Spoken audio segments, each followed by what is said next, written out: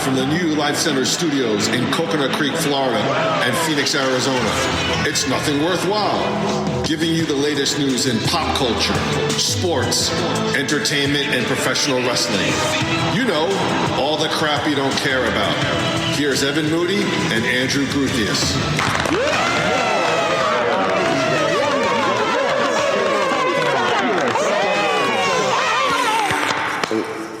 After these messages. You guys suck. Oakman teetering on the apron, close to elimination, exchanging blows. Disaster waiting for you down below.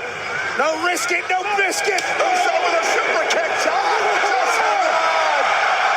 Just hanging on. Look at the AA. Jay hanging in there. Jay,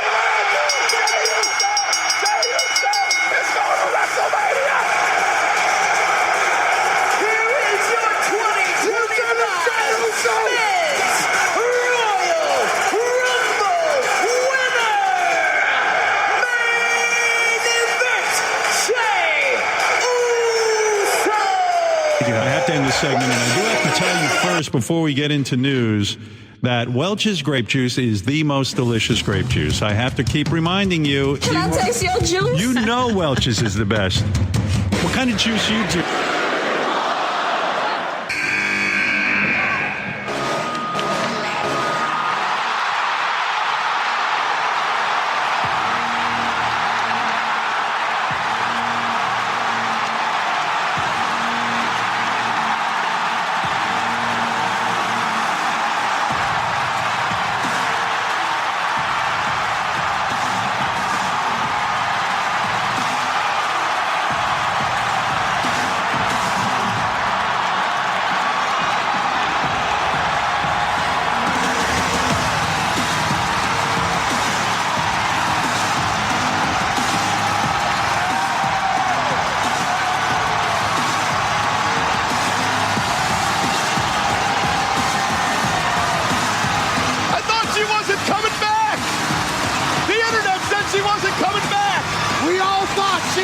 Coming back. Stop reading the dirt sheets, Michael Cole. Every woman in this matchup has a look of shock. And now Drake is one of the biggest hitters there can be. Alexa Bliss is back. Where did you learn to fight like that? It was long ago. On the run from the law. Check the cargo. He's here somewhere. Move it.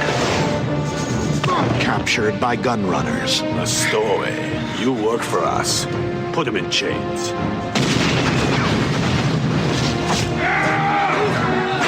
the hell is that? What's your name, son? Christopher Dubois. Mine's Dobbs. Your Dobbs. Hurry it up, lads. Sold into slavery. Chris Dubois, the United States of America, the best fighter I've ever seen. Be ready at all times. You will learn that. He wouldn't give up until he found a way to win back his honor. The best fighters will meet to compete in the Lost City for a dragon made of solid gold. I tell you what, you get us to the Lost City, and I'll make sure that we come back with the gold.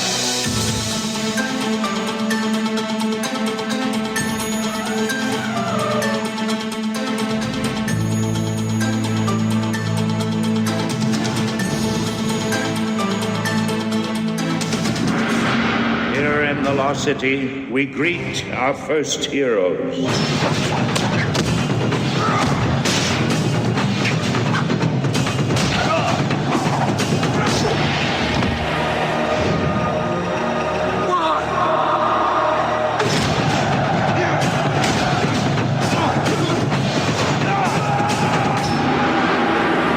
The quest.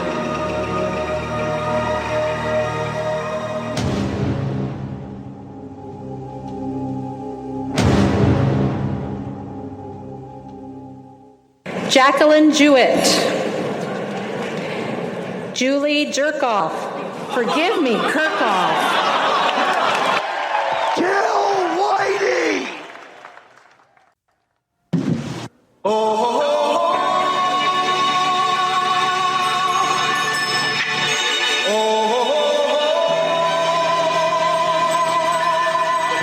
from the last of the Action Heroes Podcast Network studios, It's Nothing Worthwhile presents Van Dammit, a podcast about Jean-Claude Van Damme.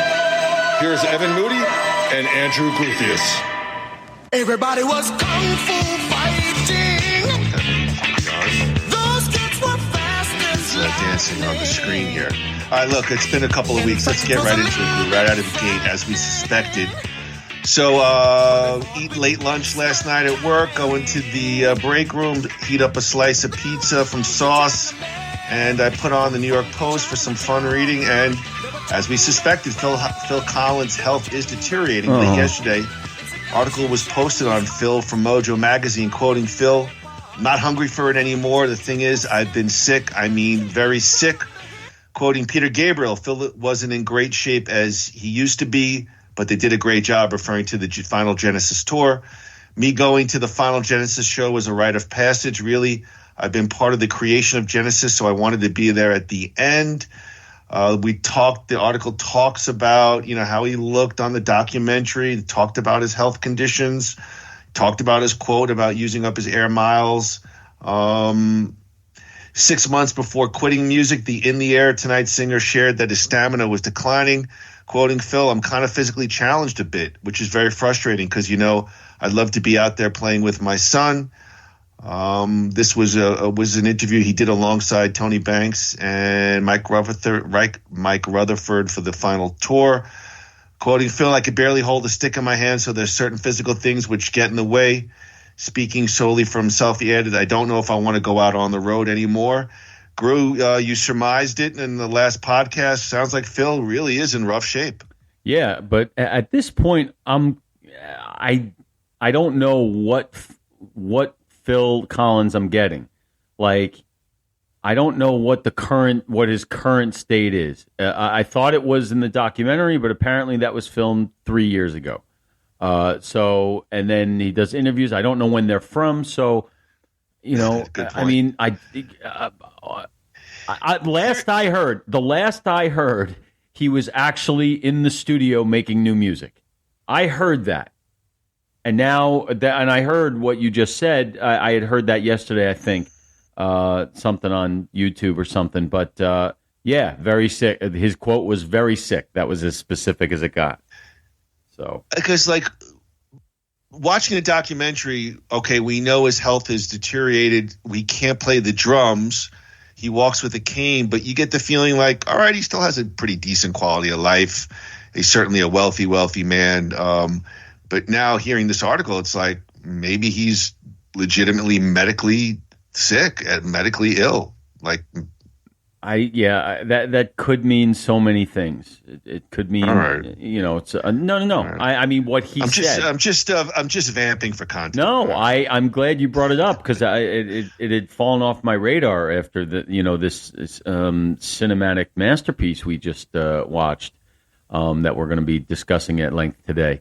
But I was, baffled by the same thing. I was like, what does very sick mean? I mean, not that it's any of our business if you think about it, but still, if you're gonna say that, I mean, is he on his deathbed? I mean, what's going on here? That's the point. It's a rhetorical question because should we be holding vigil for Phil? Which I absolutely, sort of would in a way. I mean, he's like you said. We're certainly part of, or Genesis and Phil Collins are certainly part of our sort of friendship, familial circle. If we should name it something, but it's certainly up there. He's certainly up there. So this is Bruce. Like how sick is Bruce Willis? It's like that. We don't really know, but it's not really any of our business. Yet we're still concerned. Well, I agree. I mean, if you put it out there as an article or you put it out there in Instagram, then people, I believe, quote unquote, have a right to speculate about it. I mean, just hearing your comments, if we didn't have pop interests, mutual interests together, I mean, our first interaction was a physical one. Like you hit me with a bat. Then you were you hit me and you were like, "Do you like Billy Joel?" And I'm no, like, it wasn't like that. No. It was not like that. No, actually. Oh, you like Bruce Springsteen too? No. I remember it was really through it was much more organic than that. You shallow bastard. I remember we bonded over us sort of putting together like skits and stuff. And, and then we discovered we both liked wrestling and and then we both, actually, I think I was aboard the Springsteen train before you were hardcore. Yes. You were familiar with Tunnel of Love and you always loved that album, but Yes. I kind of brought you back on that thing. But yeah, that was all around that time, that era when we were, sort of making our mark as camp sports entertainers, as it were. Yeah, I've spoken about this before, but I was like, I was such a dick because like Andy's cassette tape, it was like collection was again Queen, Billy Joel, Bruce, Bob Seger, Elton John, and I would be like, you have like nothing else, and he'd be like, honestly, be like, no, that's kind of what I listen to, and I'd say, well, yeah, that new young artist Bob Seger back in like '93. And you know what? The interesting thing is, the following three, Springsteen, Billy Joel, and Elton John, I can pinpoint to where they all came from. Specific moments at camp. The others, I couldn't tell you. I couldn't tell you where it started or where, how, it just developed. Is there any facet of your life that is not connected to Camp Wayne? Like if you took a bowel... At this point, no. But should there be? Was your last bowel movement? Yeah, connected to Camp it's Wayne? all, listen, one interesting thing you'll find is that, and maybe you'll know because I think you lived in the same room, but, my shower here, okay, it doesn't have one half the pressure of that shower up at camp. So I think about camp every single day. That fresh Pennsylvania spring water. Sometimes twice a day. So, but look, when you spend every summer for the past 40-something years at a place, it's part of your DNA. So the answer is yes, of course.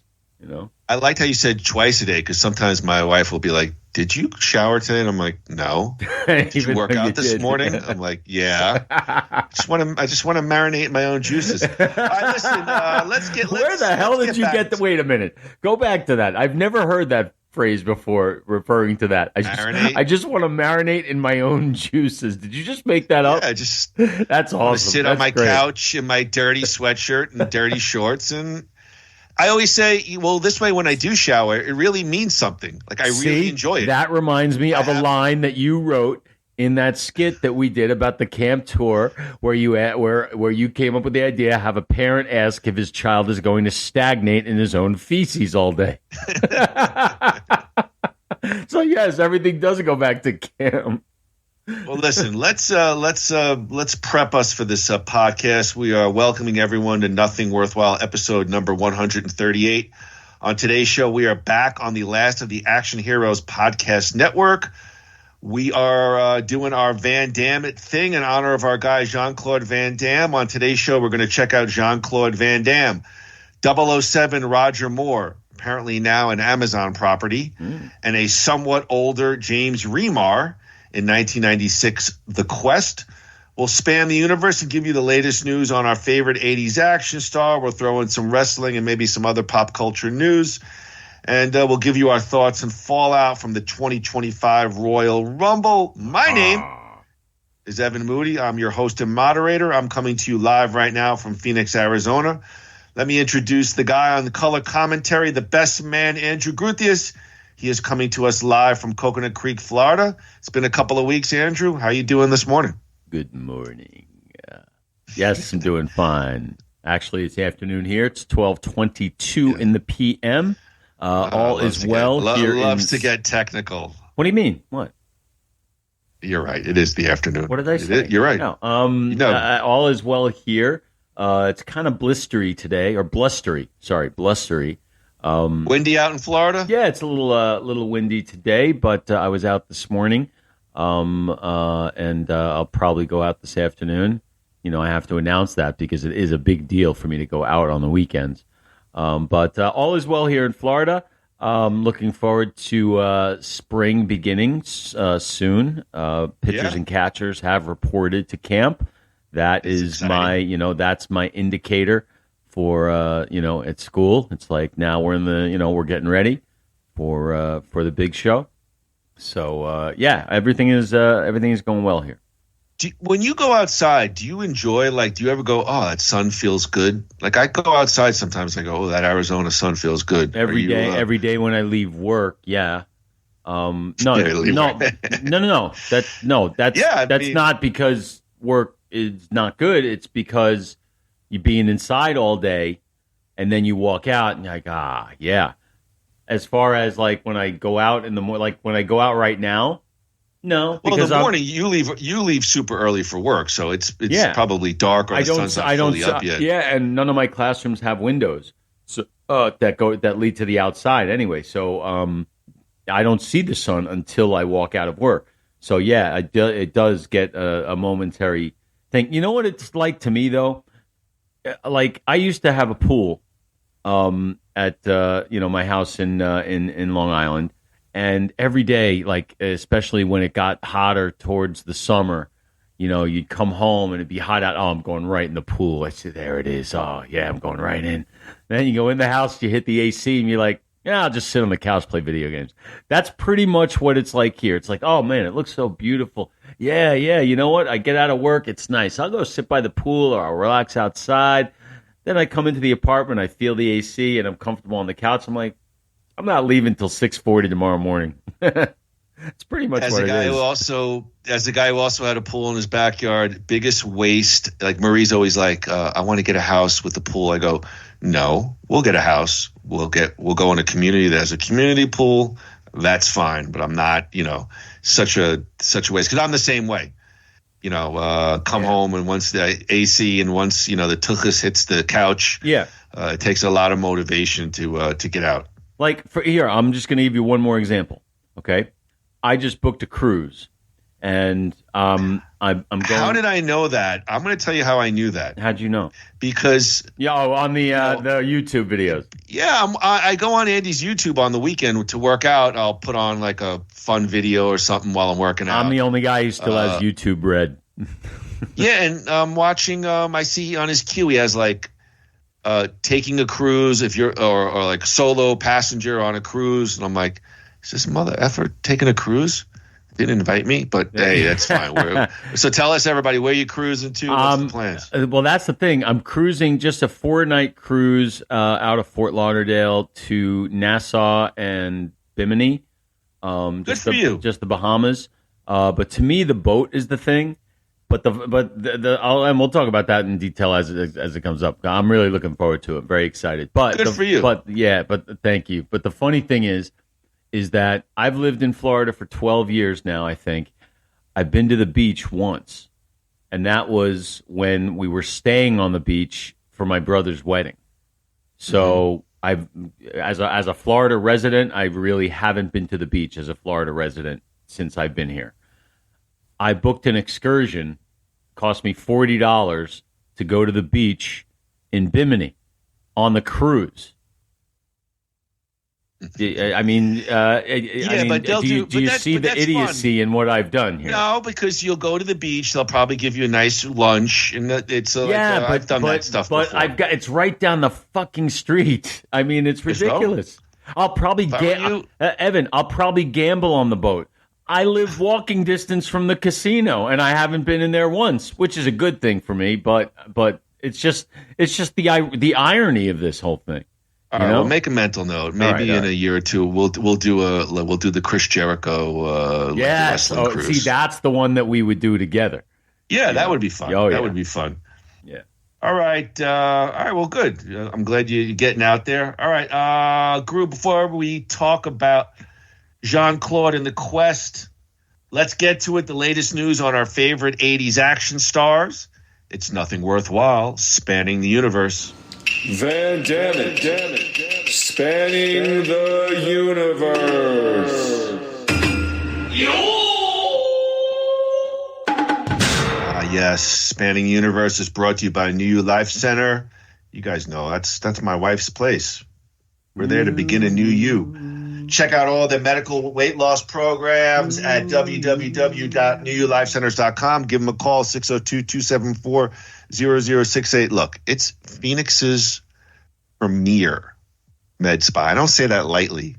Like Jean-Claude Van Damme is a premier actor. Insert joke here.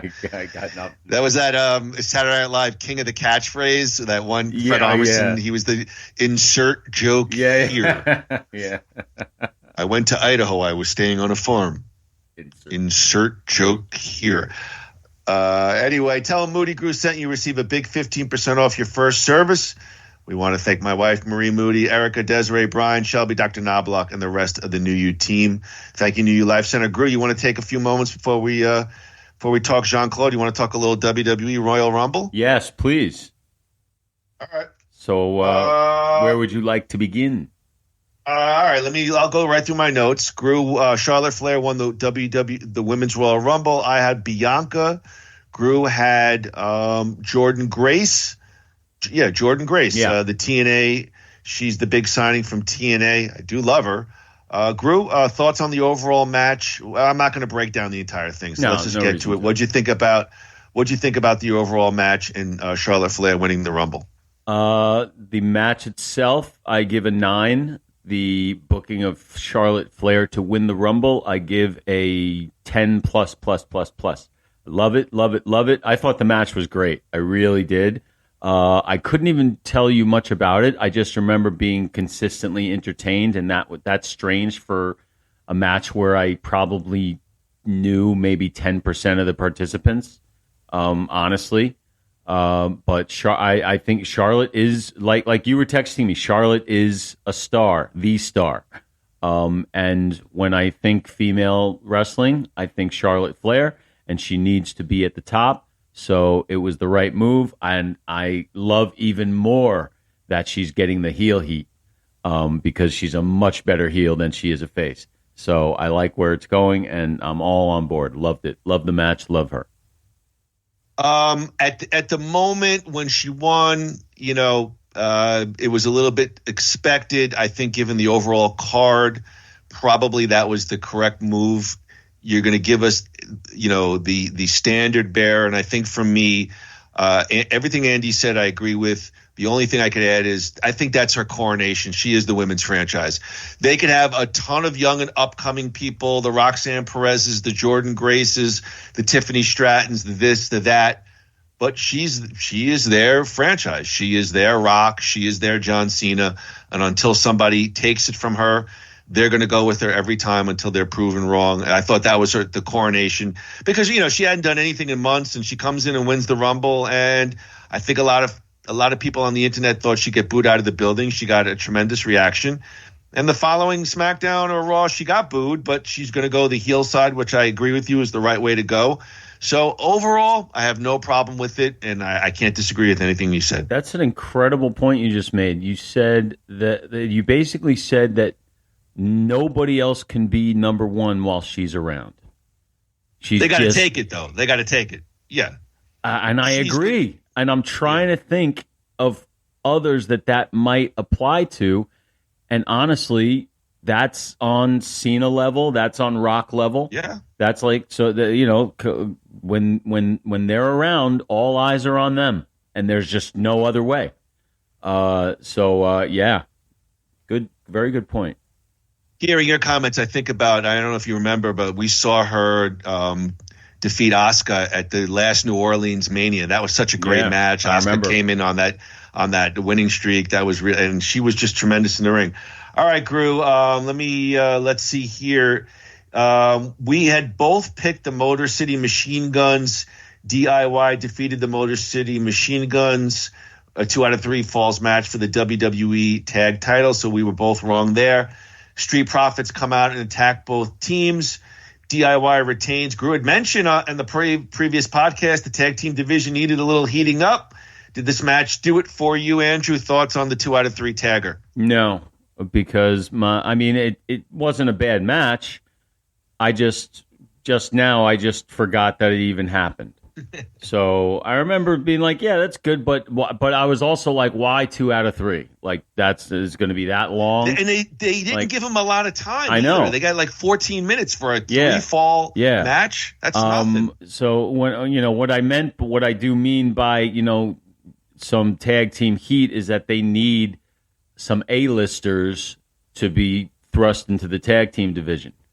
That's what I mean. That, like, almost like if it won't happen, but if Jey Uso were to lose at Mania, maybe put him and Jimmy back together for a run, something like that. Or a mega, like I've said before, like a Mega Powers type thing, a short-term thing that could be used to, put down some up-and-comers just to build them back up. Like RK Bro, they need like something like that. That was never going to be as long as it turned out to be.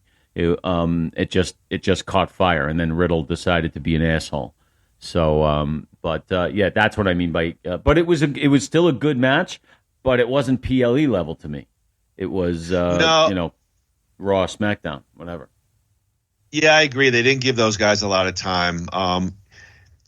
I think they do have the talent there to heat it up. I think it's just a question of, focus on the writing. I think with the Street Profits, they've done so many start-stops on them that they come out and do this real heelish thing, and it didn't quite garner the reaction for me, and it sounds like for you too internally, because they've done so many start-stops with these guys. They're talented guys, but I think almost with the Street Profits, you got. I let Montez Ford go at it as a singles guy. I think that guy is just, and I think Angelo Dawkins is a good big man too. But just too many start stops, didn't have the reaction from me. I think internally they have some great teams. It's just a question of giving them the focus and the time to develop. Would I hate it if they did some kind of mega power deal like you're talking about? No, but I think they do have the talent there internally to spice up the tag division. It's just a question of, putting that focus back on them. Yeah, it's just how and when they want to do it. All right, Gruey. Cody Rhodes defeated Kevin Owens. Ladder match for the WWE title. Big-time violent brawl ending with an unbelievable ladder bump to Kevin Owens. I did call Cody on the prediction. Gruey, thoughts on the big title match? I mean, it was as spectacular as it was cringe-inducing. What a bump! These guys are doing some really dangerous shit. Like I don't know how I feel about it, but God bless them all, man. This thing was next level. They were trying to get like to Undertaker Hell in the Cell level, and they approached it. I thought. If I could just on that bump.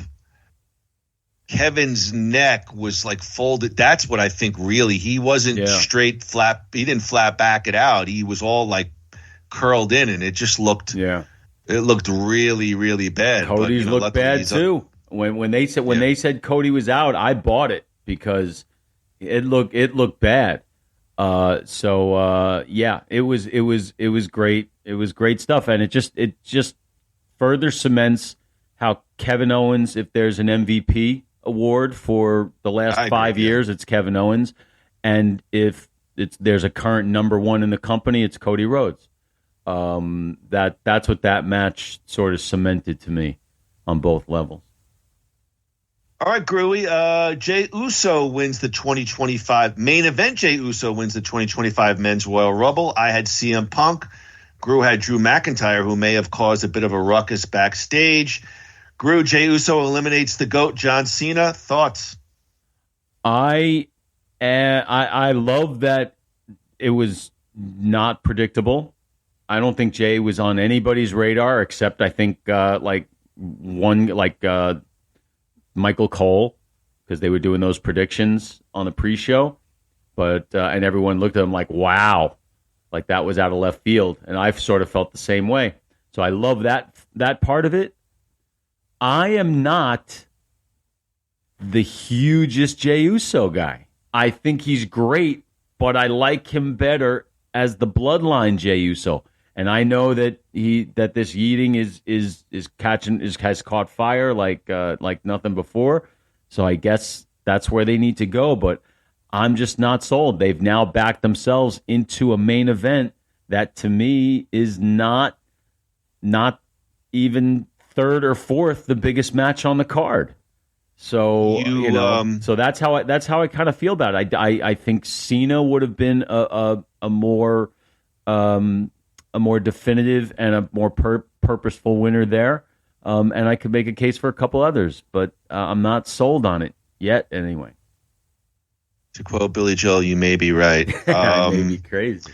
I don't, watching again, Jey Uso's reaction is very strong, but I've sensed a little drop off from the fans in the arena as well. Like 4 or 5 months ago, it was nuclear. Like everybody was just going berserk, and I'm not saying they don't go berserk when Jey Uso comes out, but I just watching it doesn't seem quite that nuclear reaction. So I think they'll get there.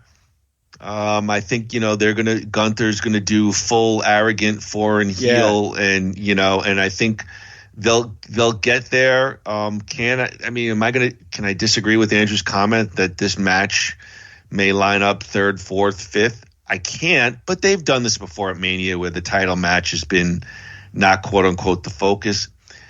I think it plays it out sometimes that way. And I have a question. I have a question for you, just because I don't know the answer. Go ahead.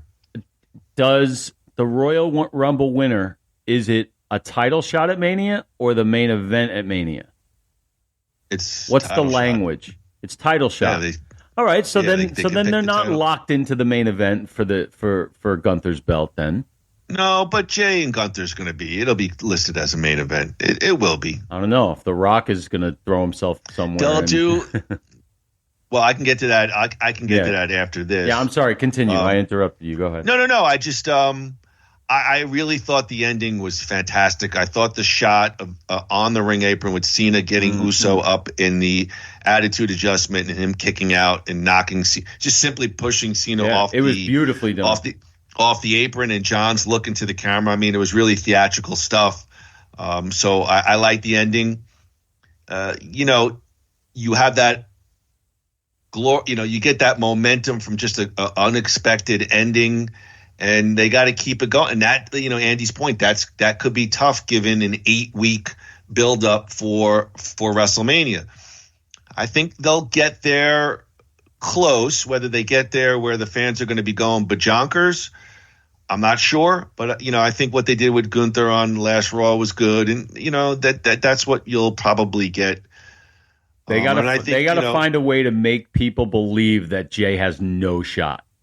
That's the trick. Like, there's no way he's gonna beat this guy. It doesn't make sense story wise. It doesn't make sense in any. Like, they have to legitimately believe that there's no way he can win. All right, that's what I think. Can we talk very briefly, because we have a lot of stuff to cover? You want to talk briefly Rock's promo on SmackDown and where you think it's going to go? Can we both keep it at 3 minutes or less so we can cover everything today? Because actually I didn't see it. I just know the gist of it. So did I. I didn't see it, but I read on. I read Cage Side Seats. Here's my call. I want to take Cody's soul. First of all, it's weird because if I didn't see it, but it sounds like he went like corporate Dwayne Johnson. Hey, WrestleMania is at New Orleans next year. Yay. And then he kind of morphs into the final boss character for wrestling storyline shtick. I don't like that. Give me one or the other and stick with it. Give me the final boss. If I'm reading into it, as I said to you on the phone, Eric Bischoff's prediction was Dwayne "The Rock" Johnson will be at Mania and involved. I agree with him.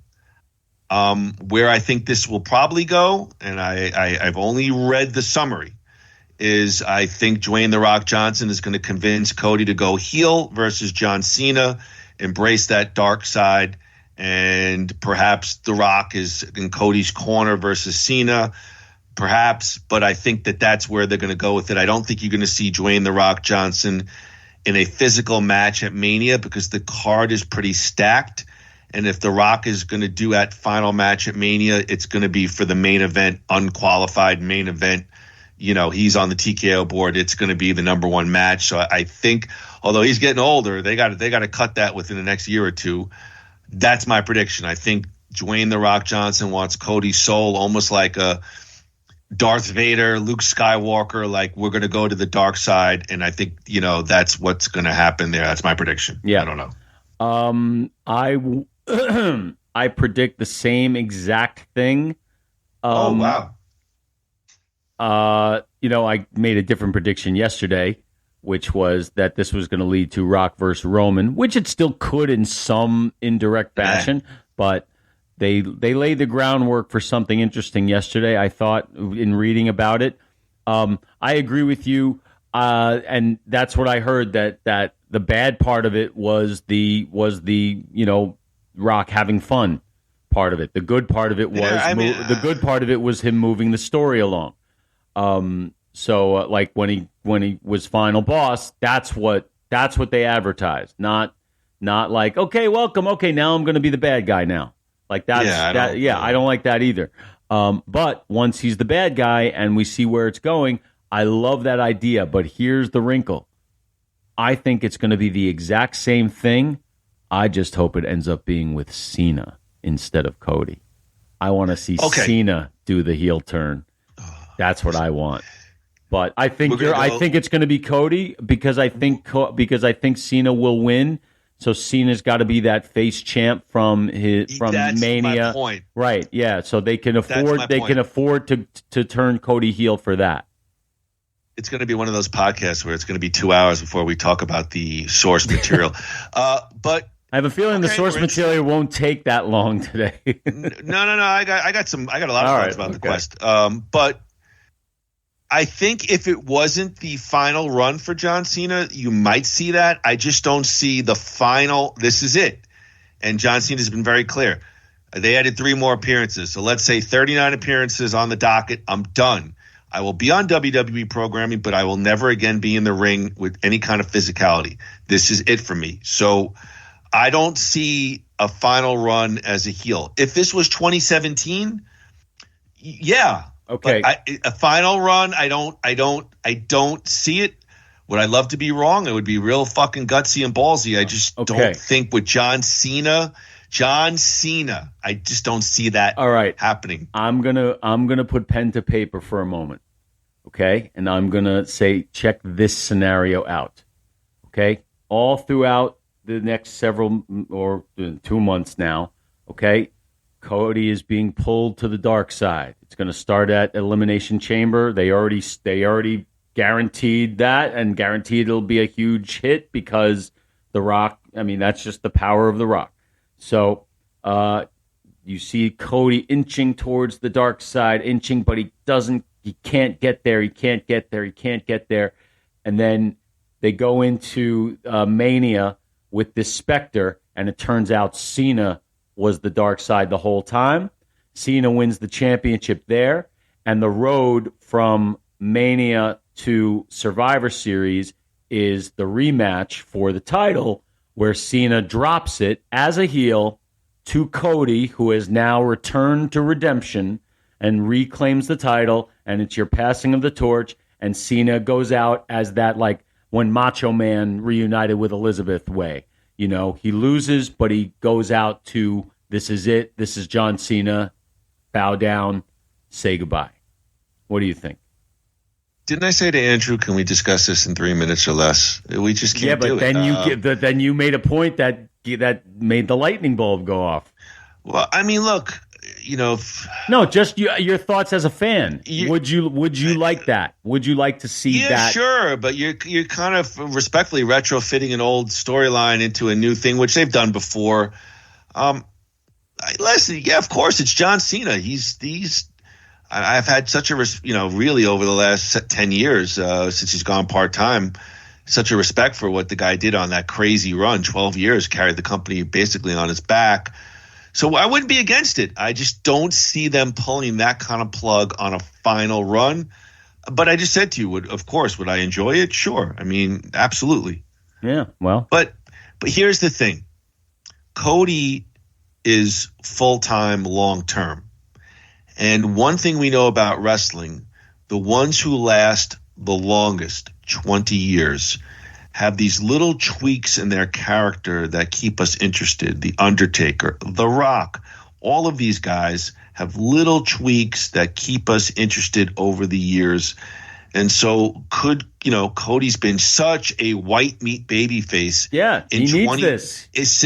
In 2021, 22, in an era where there's a lot of edge and people are skeptical of these kind of characters now.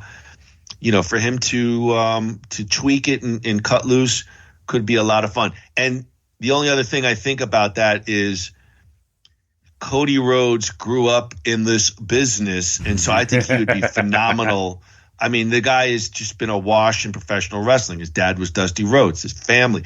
So I think he could be just tremendous as that bad guy. But to your scenario, sure, it's John Cena, Cody Rhodes. How could it go wrong either way? I think it'll be great no matter what happens.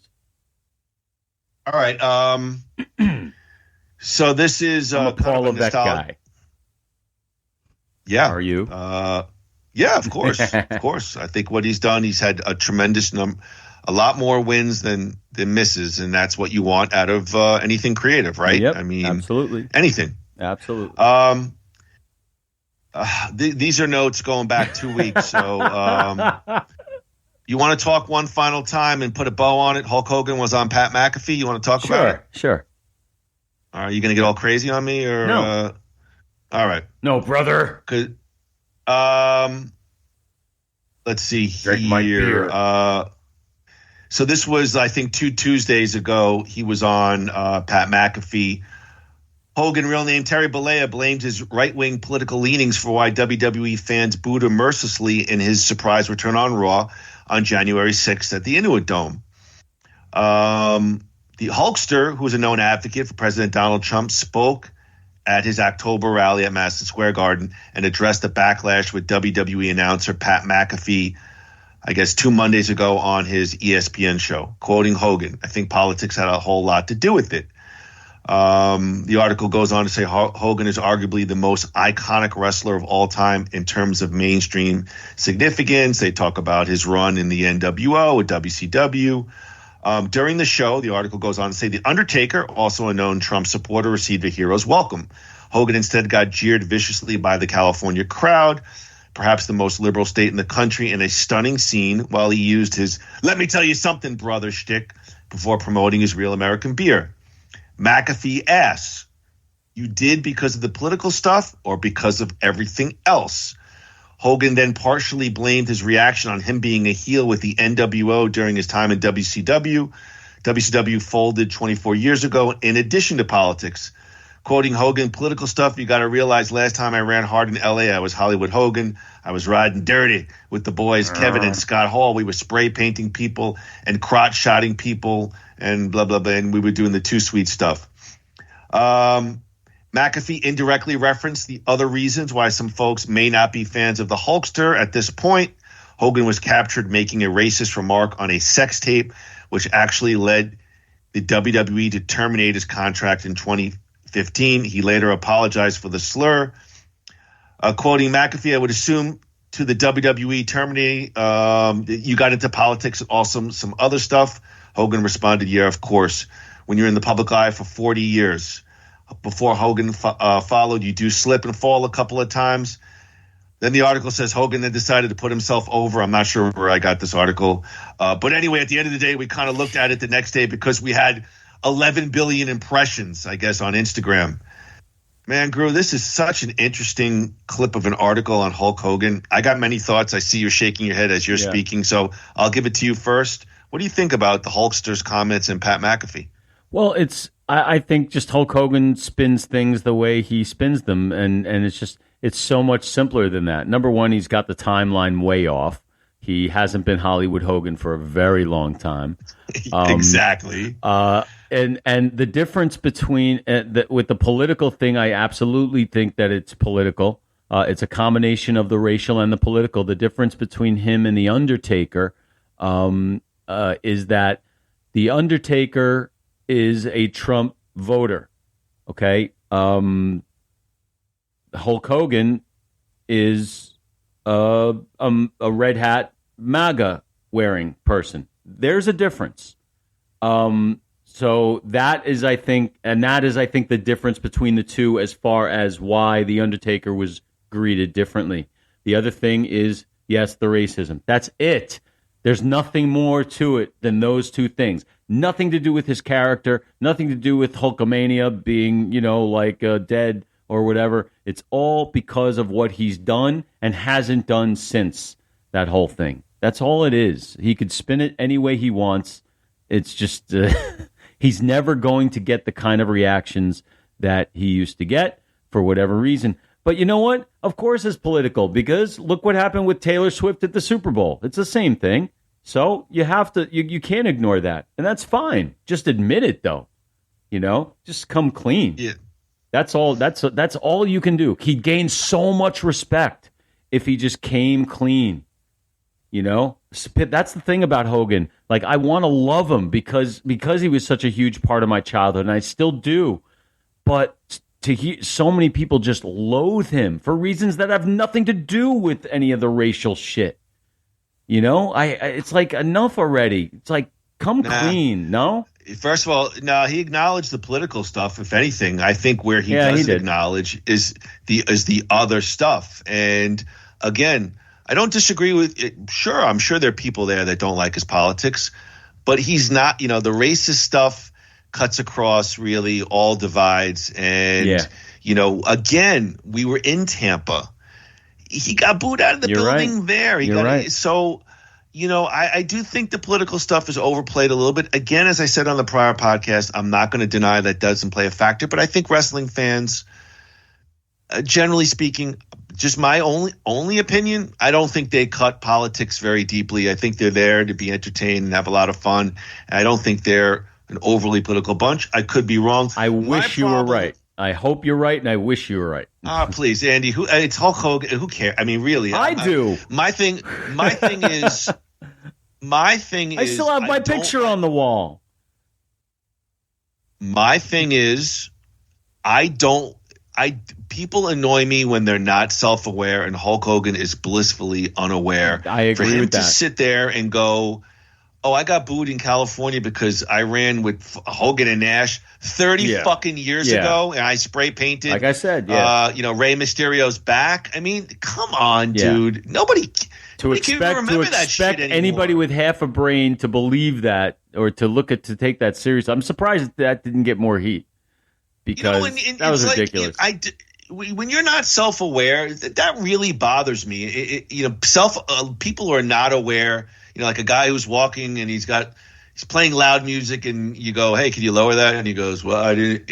You're being completely unaware. And I'll give a little criticism to McAfee. I mean, if you're going to go there, go there with Hogan. Yeah. Don't go.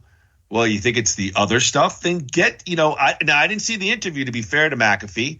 And Pat I've seen him. He will go there more than other mainstream announcers. But if you're going to go there, then go there, because maybe that is part of Hogan's redemption. If he really addressed it and answered some stuff honestly with a little bit of empathy and a little bit of humbleness, but he's still running around like he thinks it's 96 and he's the king of the wrestling world. And, I got booed out of a building, but, I got 11 million Instagram likes. No, you didn't. And, enough.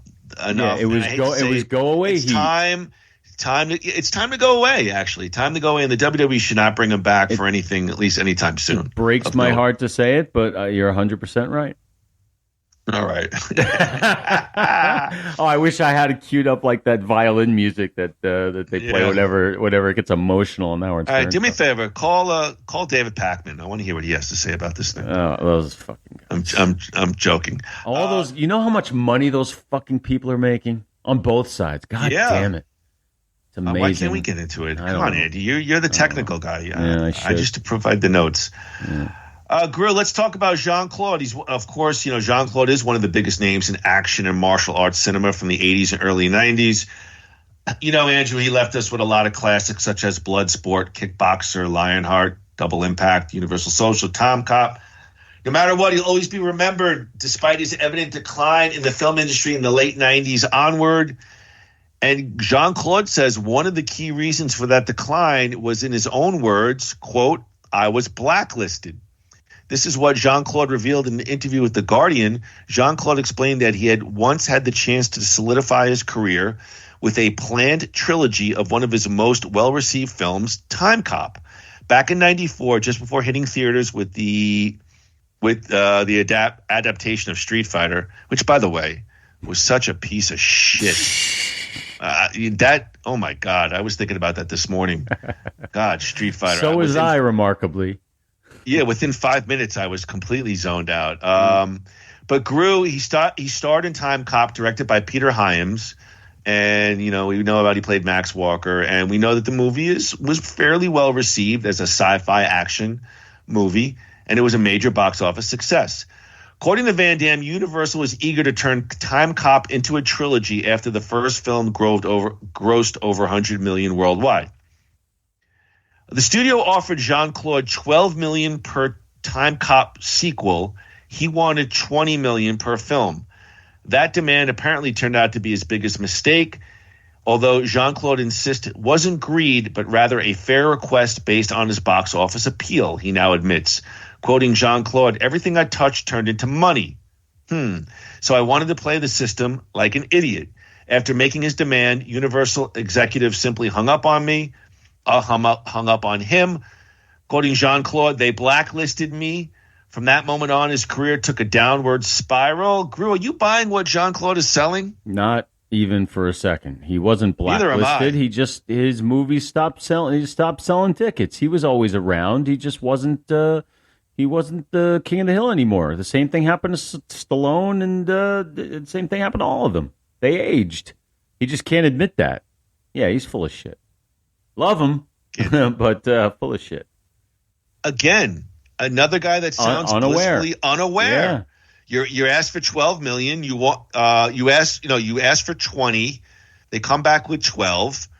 I don't know, negotiate, but I mean, clearly, you're not worth $20 million in their eyes. You want to do these movies, which could have been an avenue to kind of get back in the mainstream public graces. Listen, do you remember? Do you remember? It was, let's see, this is 2025. So it was 25 years ago when you paid this beautiful tribute to me as the top guy at Camp Wayne, and you gave me this beautiful speech, and you gave me this, and everybody stood up and they played music, and he was back 9 months later. He was back. Yes, but the point is, in my mind, I still think I'm that big shot, and I am no bigger than a fly speck when it comes to, the legacy, whatever.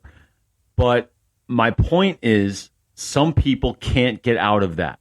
Once they've been to a certain point, to admit that they're not at that certain point anymore is a psychological thing. And I think guys like Hogan and guys like Van Damme, judging by what they say and sort of their actions, and Seagal to a point maybe, these guys, so. This unawareness is, yes, it's not the 1980s anymore, And once you've been to a place where the entire world kisses your ass, it's tough to come back from that.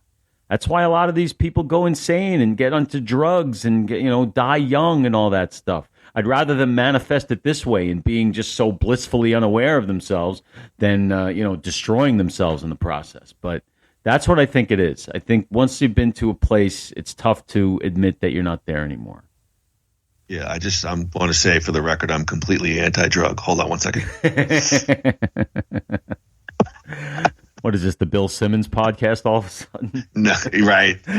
Another guy that's a little bit unaware. Yeah. Really not much to say here, but I don't know if you're aware. We talked about Street Fighter. Peter Navy Tua Asasopo, who played he played E. Honda in the 94 Street Fighter adaptation. He was the big Asian fella. He died. What? Wait, who? He died. Who? He died. He was 61. Who did? Peter Navy Tua Asasopo, known for Street Fighter and several other projects, died. His son posted on Facebook, "With a heavy heart, my family and I want to thank everyone for their thoughts and prayer. Our father, Peter N. Tui Asasopo, passed away this morning at 3:16 a.m. TMZ reported that the actor died from heart complications. Tua Asasopo had also appeared in several television series and movies throughout his career, which began in 91 with an appearance in Necessary Roughness. He was best known as playing E. Honda in the 1994 Street Fighter adaptation, a sumo wrestler accompanying Chun-Li on her quest. He had a brief run on The Young and Restless in 2011 playing Koa. His more recent roles include playing Big Bob on New Girl, an appearance on Blackish, Ray Donovan, and Magnum P.I. It is also noted, Gru, that Tua Asasopo had a brief career in the NFL between 97 and 99, where he played for the St. Louis Cardinals and Los Angeles Rams. Gru, the veteran actor from Street Fighter, dead at the age of 61. Just thought it was... listen, it's young, but it's not young for guys like that because... Heck no. It's... 61 is young. It's not for guys like that. And if you think about it, there's a movie, I hate to get off on a tangent, and I'll try not to, but there's a movie with Billy Crystal where he's like the agent, and he has George A. Marasan, the basketball player, is like his client. And in the movie, he finds out that he's dying, and the doctor explains to Billy Crystal what it is. And he asks him, he's like, have you ever seen an old giant? And these guys, these really big guys, they have a shorter lifespan. If you look at it, for the most part, Will Chamberlain, Andre the Giant, they run out of gas earlier than others because their hearts have to work a lot harder to keep the body going. That's at least the way the movie, that silly movie, explained it, but it makes sense. So 61 is actually not a terrible age for a guy that big. How old was Yokozuna when he died? Yoko couldn't stop eating, but he was a sumo. But he was also a sumo. Andy will connect anything to WWE. Damn right I will, including his cameo in the first 2 minutes of the Quest. By the way, I just want to say, rest in peace, Peter Navy to Sopo, dead at the age of 61. Yes. Jackie, cut it out. Jackie, stop. That's terrible. It's horrible. Guru quoting Arnold Schwarzenegger on a recent podcast. It's wild if you think about it, how many people are unhappy, how many people are angry. Looking at social media politics in the news, you're likely to agree with the bodybuilding champ turned movie star turned governor of California. Arnie said, quote, I was always happy, whether he's lifting weights or trying to hack a path through the thicket of California politics. I don't know what the fuck article I got this from. Devotion.com. The article is basically saying that Arnold had a book called Be Useful. Yeah. And Arnold boils down his philosophy to just 4 words. Stay busy, be useful. These 4 words have been a guiding star for Arnold Schwarzenegger. Article goes on to say psychological research has repeatedly emphasized the relationship between a sense of purpose and well-being. Having a purpose or meaningful goal to work toward can act as a counterforce against depressive symptoms and a catalyst for happiness. What was I thinking? This is a comedy podcast. All of a sudden I wanna... when we're facing tough times, Gru research shows that being of service to others, which provides a sense of meaning and satisfaction, gives us more resilient, a resilient boost than treating yourself to pleasure and indulgences. Sorry. Psychologically aside, Gru, what do you think of Arnold's 4-word advice? Well, when the interest of time, I'm just going to say that there's nobody with more credibility than Arnold Schwarzenegger. And I don't say that, and I say that in all seriousness. Okay? I thought you were going to say something like, if you remember, Evan, in 91, Leaping Lanny Poffo, the poet, said the following. No. Schwarzenegger is, he's a guy who always seems like he's got everything under control. He was a governor of the biggest of the top state the biggest state in the country. Was the biggest movie star in the world. He's authored books, and he always seems to be in control, even when things go bad for him, as far as like I don't know, when he cheated on his wife or whatever. He survived that, which a lot of people don't. Had a father to child. So This guy has been up and down, but he kind of seems to have it all figured out. So I'll listen to this guy. I'll listen to this guy read the phone book, for God's sake. So I agree with him. I do. You can't argue with a guy like that. Andy, you're right. When the maid bent over and I saw the tuchus in the spandex, I couldn't control myself, and I had to come clean. Well, the thing is, beside his forward advice, I mean, he's come clean, pretty much on his faux pas. He's talking about being self-aware. The opposite. That transparency, people seem to connect with that. Hey, nobody's perfect, and to a much larger degree, look at Mike Tyson in a similar way, but to a much larger degree. Oh yeah, hell yeah. Gru, one of wrestling's power couples is no more. Last Tuesday, Charlotte Flair let it be known that she filed for divorce from her husband Andrade, a fellow WWE star, back in June, and the judge made it official. Charlotte Flair, 38 years old, daughter of wrestling legend Ric Flair, and Andrade, 35, got married in May of 22 in Mexico after getting engaged in 2020. They first began dating in 2019, and then the article gives a lot of blah, blah, blah, blah, blah. Gru, another wrestling power couple bites the dust. Yeah, well, first off, I have to say congratulations on them getting married. And second of all, I have to say I'm sorry they got divorced. I had no idea they were married, and it's too bad they got divorced, but I would not venture to say that I'm surprised. Would you? No. Isn't that the time when Andrade just came back to the WWE? Yeah, he just came back like 6 months ago. No, it's more than that. More than that. Let's say a year. Okay, yeah. Fine. So, what is he? Did he get released? Is he getting released? Is that or no? I think they've used him very well. He's been a very solid mid card performer for them. I wonder what happened to them. I don't know. I think she realized she's Charlotte Flair and he's Andrade. I still think Andrade's not a bargain. No, I know. He's I'm not kidding. a basement level guy. I'm kidding. It's just you guys got to stop shitting where you eat. That could be the problem. Yeah. She's in insane shape right now. I mean, she's just shredded. Mm-hmm.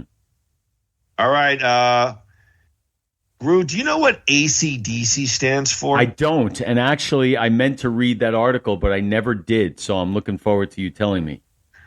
All right, Gru, AC/DC fans are discovering that a sewing machine inspired the 70s rock band name. Shit. Really? While the group's catchy tunes like Highway to Hell and You Shook Me All Night Long are still being played across the airwaves. In America, one Reddit user reignited questions about how the Rockers got their name in the first place. Of course, one user suggested that AC/DC stood for Antichrist or Anti-Christian, Devil's Child, but then revealed the actual origins are much more innocent.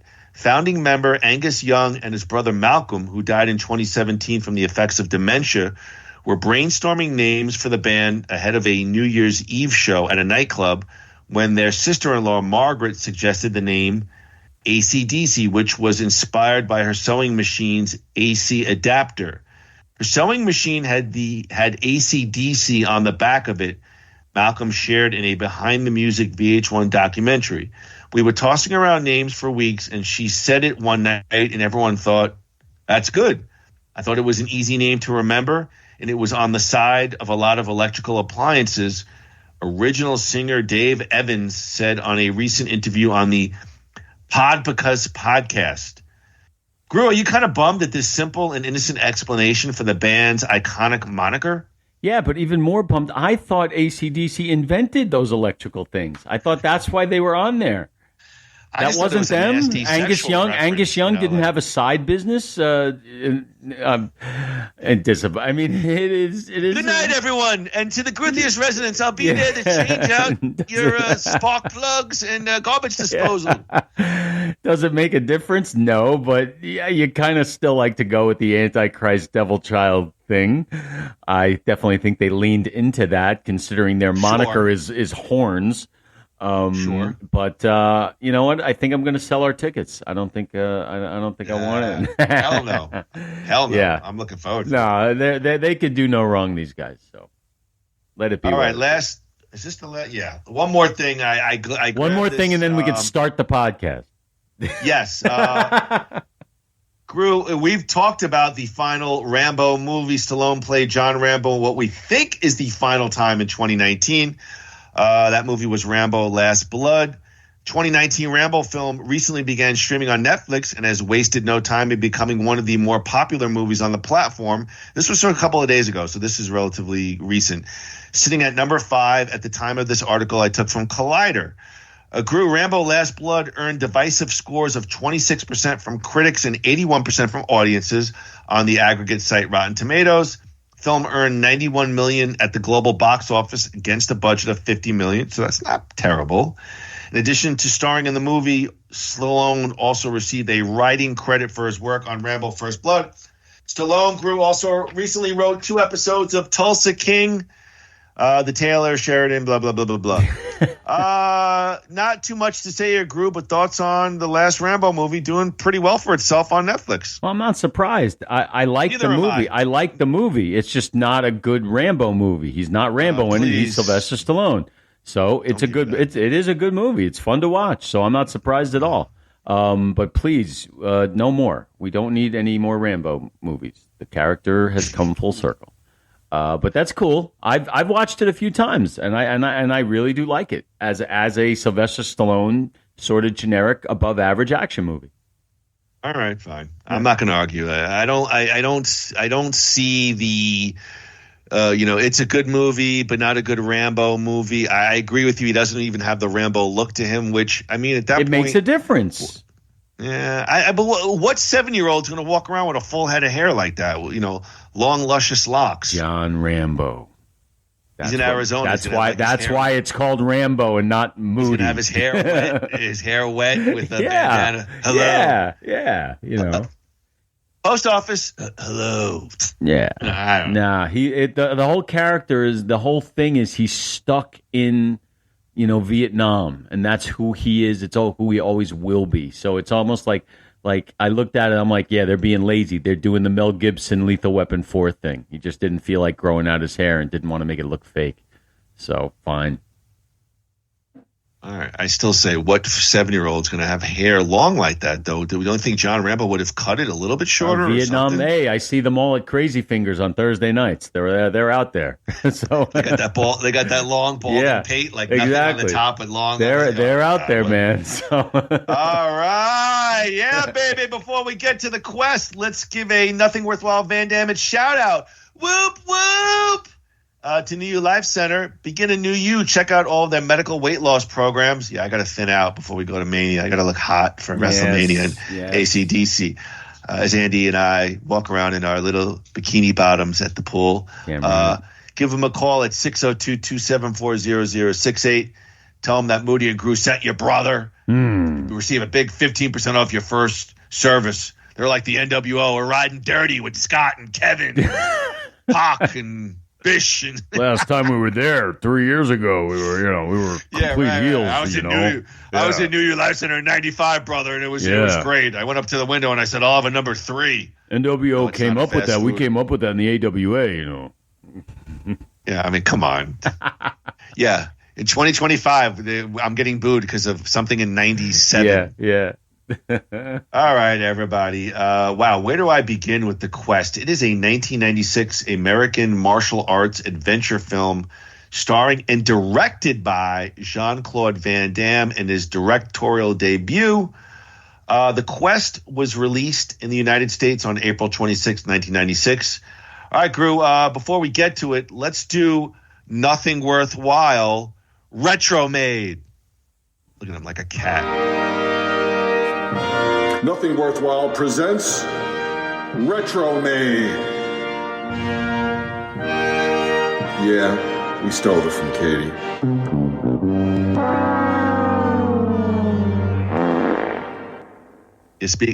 Speaking of Nothing Worthwhile Retro Made, it is brought to you by New You Life Center. I need an IV. I'm exhausted already from yelling and screaming.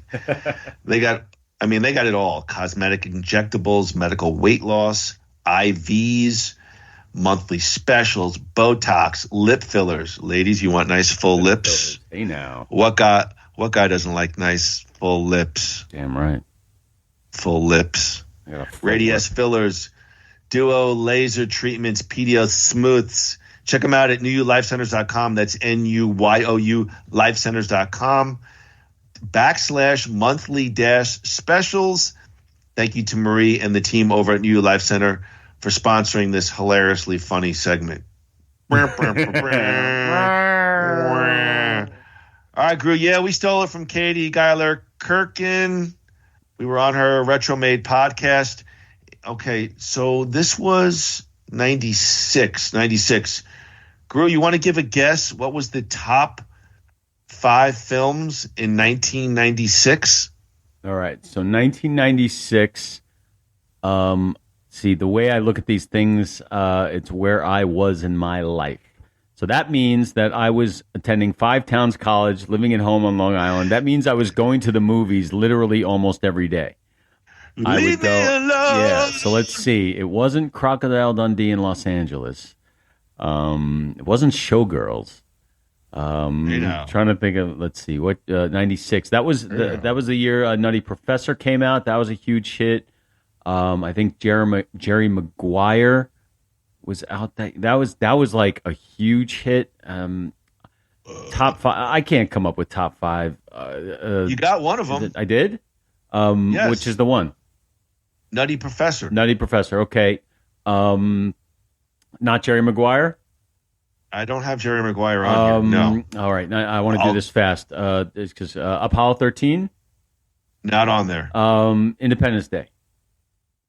Yes, on there. Number 1. Number okay. 1. Ding, ding, ding, ding, ding, ding. Okay. Independent. 90. All right. So Nutty Professor, Independence Day. What was the third one I had? Top 5 answers on the board, ladies and gentlemen. Okay, where's I'm the out of strangest time. place you did Whoopi? All right. Ding. All right. I'm out of time. Go ahead. What are the other 2? Laundry Room. I watched Family Feud with Steve Harvey.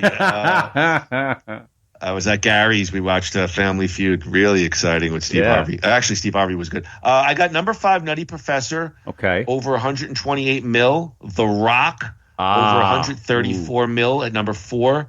Mission Impossible. The original, 180 mil. Okay. Number 2 was Twister. Over 241 mil. Yeah. Number one with a bang, Independence Day. Nice. 306 mil. Cool. I mean, this is much more objective. Do you remember? I mean, what you would consider a top 5 news story from 1996? All right, 96. I may have to cancel this one with the news because it's kind of a subjective. There's 2 that really resonate with me. 96, 2 that I remember. Was 96 the Lewinsky, Clinton Lewinsky? No, but number 1 was the 96 presidential election, Bill Clinton defeating Republican Bob Dole to win his second term. There's one other one that resonates with me that I remember. The others are more... they have number 2. This was a big one, and it was a good movie. It was the dude from Cobra Kai was in it. The Centennial Olympic Park bombing. That was Richard Jewell. Richard Jewell. Yeah, Richard Jewell. Yeah. All right, I remember. Yeah, the Olympics. Yes, I do remember that. Good, decent movie. Do you remember? I thought it was pretty good, actually. Yeah, it was all right. The birth of Dolly the sheep. Was that the first animal that was Dolly the sheep? It was the first animal born from a cloned cell. All right, I don't remember that one. Do you remember? Bertha, don't you come 96 around was, here you know anymore. What? You know the problem with 96? Everything was kind of pretty good, so there's not going to be a lot of news coming out of there. Yeah, fuck it. I'm getting rid of the news. The news is too subjective. We were happy. We were happy in 96. We were happy. You want to give a guess as to any of the top 5 charting radio singles of 1996? All right, 96. Grunge was still around, but it wasn't. I'm going to say Nirvana is still up there. What was their album? Was it In Utero? What was that song? Rape Me? I don't know what it was called, but Nirvana. Oh, yeah, that was a big radio. A Nirvana song. Rape Me. Was the Nirvana song in the top? Was there a Nirvana song in the top? Sir, not that I have. What about Pearl Jam? No. Oh, what the hell was going on in 96? Let's see. Springsteen was doing Tom Joad. I have no idea. I have no idea what people were listening to in '96. I can't. Well, we've mentioned them. We mentioned them in '94. So I have again. I don't know if I took a quick clip of an article. I have Celine Dion, and it's all coming back to me now. All right. Okay. And if you kiss me like this, and you hold me like that, yeah. If you lick me like that, good all right. Song. Good song. I also have Celine Dion. The Power of Love. Love Me. Oh, because you loved me. Oh, I don't know that one, but she had a song that was a hit called "The Power of Love," which is pretty good. Mariah Carey. Yeah. And you are my man. Good song. Always Be My Baby, Mariah Carey. I don't know. One Sweet Day, Mariah Carey and Boys to Men. Don't even remember it. You know number one. Macarena. You know what? Anybody who makes anybody who makes fun of the music of the '80s, I'm going to give you the fucking '90s. That's horrible. All right, would you say early 2000s when it really started to turn? I feel like there was some acceptable music early 2000s, and it just went to complete. Give me crap. An example. I don't know. I don't know. No, I'm not giving you because we'll go down a rabbit hole of another. You're right. Good point. Good point. Nirvana. All right. Pearl Jam. You want to give a guess as to the top 5 viewed television programs of 1996? I could probably give you a couple of them. This was prime like NBC must see TV era, so I'm going to say Seinfeld was probably number 1. I'll give maybe was Friends on yet? Maybe. Yes. Then I'll go ER is probably somewhere near there. That's on there. No, and what was NYPD Blue up there? No, there's like it was Frasier. Was Frasier up there? I don't have Frasier. I have ER number 1. Okay. Seinfeld number 2. All right. Suddenly Susan. Oh yeah, that was Brooke Shields, right? And then Friends, The Naked Truth. Tia Leone. Okay. Fired Up, and then Monday Night Football. I don't remember Fired Up, but Naked Truth was a hit for a couple of years, and Suddenly Susan was around for a little while. That was Brooke Shields. I never saw it, but Seinfeld and that doesn't surprise me. Oh, Brooke Shields, right? You need some private time. No, it's just I could just thinking. I was sleeping. You know what? Now I got an idea. You know what? Let's not do Cobra Kai next time. Let's do the Blue Lagoon. We'll do a double feature: the Blue Lagoon and Pretty Baby. A Brooke Shields a Brooke Shields film festival. Will I get arrested for watching Blue Lagoon? Very likely. Was she new? I have no idea. I don't think I've ever seen it. Honestly, I'm not. Now I want to see it and find out. All right, Andrew, let's talk The Quest. Man, I like literally finished watching it 2 minutes before we logged in here. Gru, Van Damme presented the project as his farewell to the genre that made him famous. Through films like Bloodsport and Lionheart, he aimed to mix this sort of secret tournament concept and with a cachet of classic adventure movies. On several occasions, the film was described by Jean-Claude as the Ben-Hur of martial arts films. Wow, Gru, talk about an overreach. What do you think about that with Jean-Claude trying to present? First of all, I'm surprised, actually, that he wanted to leave this genre, number 1. And number 2, he sees this as the Ben-Hur of martial arts film. Because to me, let me just make this one brief comment. This seems very Seagal-ish, this comment. Like that environmental, it just seems, again, like he's not aware. And I'll throw it to you. I'm sure you have a lot to say about a comment like this. I don't have a lot to say. I keep coming back to what you said. Wow. Just so incredibly unaware, but unapologetically so. There's no doubt in my mind that he believed that this was his shot to, you know what would have been more believable if he would have said like Dances with Wolves, if he would have used something more current. because Dances with Wolves was like 5 years earlier, and that was Costner directing himself. So he could have at least tried to compare himself to that. But to go to Ben-Hur, to get all religious on us, no, I don't think that. I don't think we're in that category. Maybe Cannon's version of Ben-Hur, but not the Charlton Heston whatever. But that's just, again, the unawareness of the self-unaware. I'm not going to really get into in terms of production. This movie was bounced around, and I literally said, this is not, Epic Productions, this, that, the other thing. I will say that it ended up with Moshe Diamante's company, Signature Films, and at the 93, it was introduced at the 93 Cannes Film Market. It was reported, and a planned publicity stunt would have seen Van Damme fly above the French city in a Quest-branded hot air balloon, mirroring his exploits in the then-current script, but it had to be called off due to bad weather. Thank God for bad weather. Oh, my God. I mean, the movie was to begin filming at the end of 93 for a Christmas 94 release, but it was delayed, and then Sudden Death was made first. I have a lot of notes. He wanted to hire this one to direct, that one to direct, and then Jean-Claude eventually took sole directorial credit and chose to work with producer Moshe Diamante, and then he chose Peter McDonald, who helmed the second unit and did the reshoots on Nowhere to Run to support him as a second unit director. McDonald also apparently storyboarded the entire film for Van Damme and received an executive producer credit.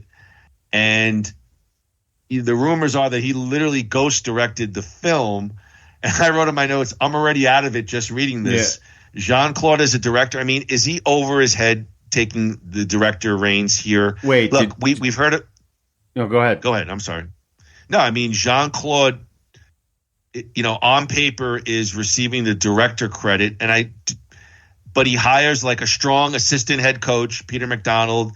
The rumors are that McDonald really directed the film and everything. So I'll shut up. What are your thoughts on this whole mishmash? I mean, it doesn't sound good, right? No. And I remember in watching the opening credits and seeing the names come across, and a lot of them. When you see directed by Jean-Claude Van Damme, I'll get there for a second. I want to know what your thoughts are. I'm going to tell you. I'm going somewhere with this. Like, oh, okay. All I'm right. seeing some familiar names, and they're basically B-level people. Remember that joke that Chris Rock did? He's like, if you can't get Sean Penn, don't wait. Wait for Sean Penn. Don't get the lesser of the two, whatever it is. He did it at the Oscars, but this was like, if you can't get Sean Connery, get Roger Moore. So it's like, I'm seeing these, and I'm not looking at Roger Moore that way. I'm just trying to give you an example. So, for example, Peter McDonald is a well-known second-level guy. He's the guy you can afford when you can't afford a top-name director. Randy Edelman did the music. He's the guy you go to when you can't get Randy Newman or Jerry Goldsmith. Those top guys. Ironically enough, I am a little bit familiar with Edelman's work. Yeah, I've seen some stuff on YouTube about him. Yeah, so talented guys, but you can tell where the movie is. So then I'm looking. I'm like, who directed this mess? And then it splashes Jean-Claude Van Damme, and I'm like, oh, there you go. I did not know he directed it until I saw it on the screen. And when I saw that, I knew exactly what we were in for, and we got exactly what we were in for. And yeah, it's a complete overreach. Do I think that Peter McDonald did most of the work? No. Read into that for what you will. Okay. I don't think he did. I think he was there as maybe a consigliere, maybe did some second unit work, which is, you know what that is, right? Yeah, but I mean, there is video you could see, and there is shots of Van Damme. Looks like he's actively directing. No, I'm saying Van Damme directed this. Okay. I don't think Peter McDonald ghost directed it. I think this was all Van Damme. All right. Well, we'll get your thoughts on how it impacted your review in a little bit. In terms of writing, there is a long and way too boring backstory on the writing of The Quest. Our guy Frank Dux made his case in terms of a writing credit to the WGA. What is that? The Writers Guild Association? Writers Guild of America. Yeah. I think it went literally to like mediation, and the organization recommended the unusual credit story by Jean-Claude Van Damme and Jean-Claude Van Damme and Frank Dux, which first recognized the star's solo creation of the story of The Quest, then his co-authorship with Dux and then of the story of it, I guess its precursor, which the draft was called Enter the New Dragon. This was broadly similar to the double screenplay credit received by who cares? However, Van Damme asked for one of his two-story credits to be deleted from the finished film so that it would look more equal. Again, I don't really have much to add except, I mean, Frank Dux was the main inspiration, the main muse for Bloodsport. So we've heard about him before in Van Damme's backstory. Yeah. And again, when I'm reading these things you see on Wikipedia, IMDb about these movies, and you see this back and forth with production, writing, because I start the research stuff before I even see the film. I'm already thinking this is clearly going to impact the quality of the film, and not good. I think Frank Dux, my only other comment was Frank Dux is, I think as the years have gone by, people have been very skeptical of his martial arts background and the kumite and all these sort of things that he's talked about. I've seen some stuff on YouTube, like a lot of people, if you're fans of Jean-Claude or fans of MMA, that have cast aspersions as to his crazy background of traveling the world and fighting the world's greatest fighters. But nonetheless, what do you think about this whole writing credit thing? Went to like WGA and this weird sort of credit statement. Well, you're talking about people looking for writing credit who aren't writers, number one. But the truth is, it's much simpler than that. It's a good rule of thumb. If it's going through all this kind of what they call, I guess, development hell, meaning, and they're fighting, 17 people trying to get credit for a script or this or that or the other thing, that's a good telltale sign to throw it away, cut your losses, and start again.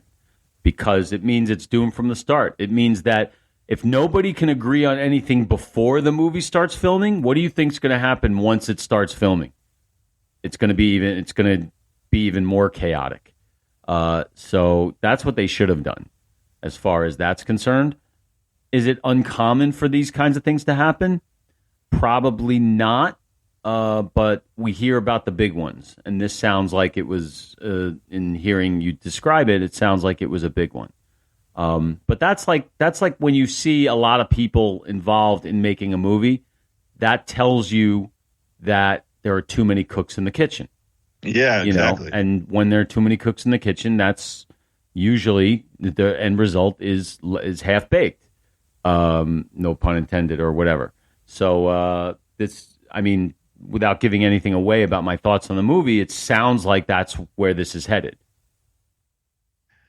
Well, including writing, there was the thing about the draft of the film, and I'm just looking at my notes, and again, the concept for this movie has changed several times. In 91, Van Damme described the film as taking place circa 1930 in China's Shaolin temples and the Forbidden City as marquee locations. It had a 150-page script, including a child raised by a Japanese family in China, a balloonist from France. Early versions of the film of the draft went by the name The Big Fight, Enter the New Dragon, Kumite, Enter the New Dragon. They finally settled on the main character name of Chris Dubois. When it was rewritten in 93, the film was set in 1860. Paris or Prague would be the major shooting location. Oh my gosh. Well, it's already, like you said the magic word. You said it was a 150-page script. Okay, that means that would translate to roughly a 2-hour and 45-minute to 3-hour movie. They were going to do a slavery subplot in this movie. Right. So, Well, but here's the thing. But here's the thing. Okay. They did have the slavery subplot. When you have barely. But when you have a 150-page screenplay, and then you're going to filter it through the Van Damme machine and cut it down to a 90-minute movie, you got to remember you're taking half of the movie out. So what's left, you're going to have to piece together and make it make sense and make it look good. And that's a near impossible task, which is why I said when you have a script that has to go through that much, it's better to throw it away and just start again. So you have a 150-page script, unless you're planning on filming an epic, which I think is what Van Damme wanted to do. Clearly. Yeah. Clearly he wants an epic. He wants a sweeping, exotic locales. There's no epics that last 90 minutes. Okay, epics are epic. No, it's true. Epics are epics. Epics are epics because they take their time in developing what's on the screen. But Van Damme has a very selective audience. And they were not going to buy Dances with Wolves starring Jean-Claude Van Damme. They were not going to buy, or anything else like that, whatever it would be, Wyatt Earp, But his audience will buy a blood and guts martial arts 90-minute fuckfest, and that's I think what they meant to go for with this movie. But it ended up being unlike what anybody really thought it would be. I think. According to what you're saying. I like to watch a 90-minute fuck fest. Yeah, well, there's plenty of that. Please delete that so my wife doesn't hear that. Marie, I'm telling. No, listen. First of all, your points are well taken here. Look, I mean, Andy's has legitimate experience in the film industry, and I enjoy hearing it. So yeah, I mean, I agree with you. And I think it also leads to my final review as well. Let's talk about the cast. Of course, we have Jean-Claude Van Damme as Christopher Dubois, James Remar as Maxie Devine, the heavyweight champion of the world, weighing 147 pounds. Well, I don't know if he's 54 years old. He's got James the great, Remar, Maxie Dupree. Yeah, he's got the great 1930s mustache. I will say that, James. Jack McGee as Harry Smithy. Abdel Kisi as Khan, the Mongolian fighter. Of course, as Gru mentioned, Roger Moore as Lord Edgar Dobbs. Janet Gunn as Carrie Newton. And, a bunch of foreign I like how MMA he did. I like how Roger Moore did Dobbs. Lord Dobbs. That was cute. Yeah. Well, speaking of Roger Moore, he was pursued aggressively by Jean-Claude Van Damme for the role of Lord Dobbs. Moore was thought that, meaning the movie The Quest, would be a good occasion to spend time in an exotic locale with his girlfriend, Christina Thatstrup. In her autobiography, Tatum O'Neal claimed that Jean-Claude Van Damme courted her for the part of journalist Carrie Newton, assuring her that she was his number one choice. She would have been great. The two ended up having a brief romance. Gee, what a shock. Wah, wah, wah, wah, wah, wah, love wah, Tatum. wah. Yeah. But Van Damme later reconsidered his offer and Janet Gunn was hired. This is not going to lead to my final review, but I mean, it's a nothing part. So, I mean, Tatum O'Neal is a legitimate, decent actress.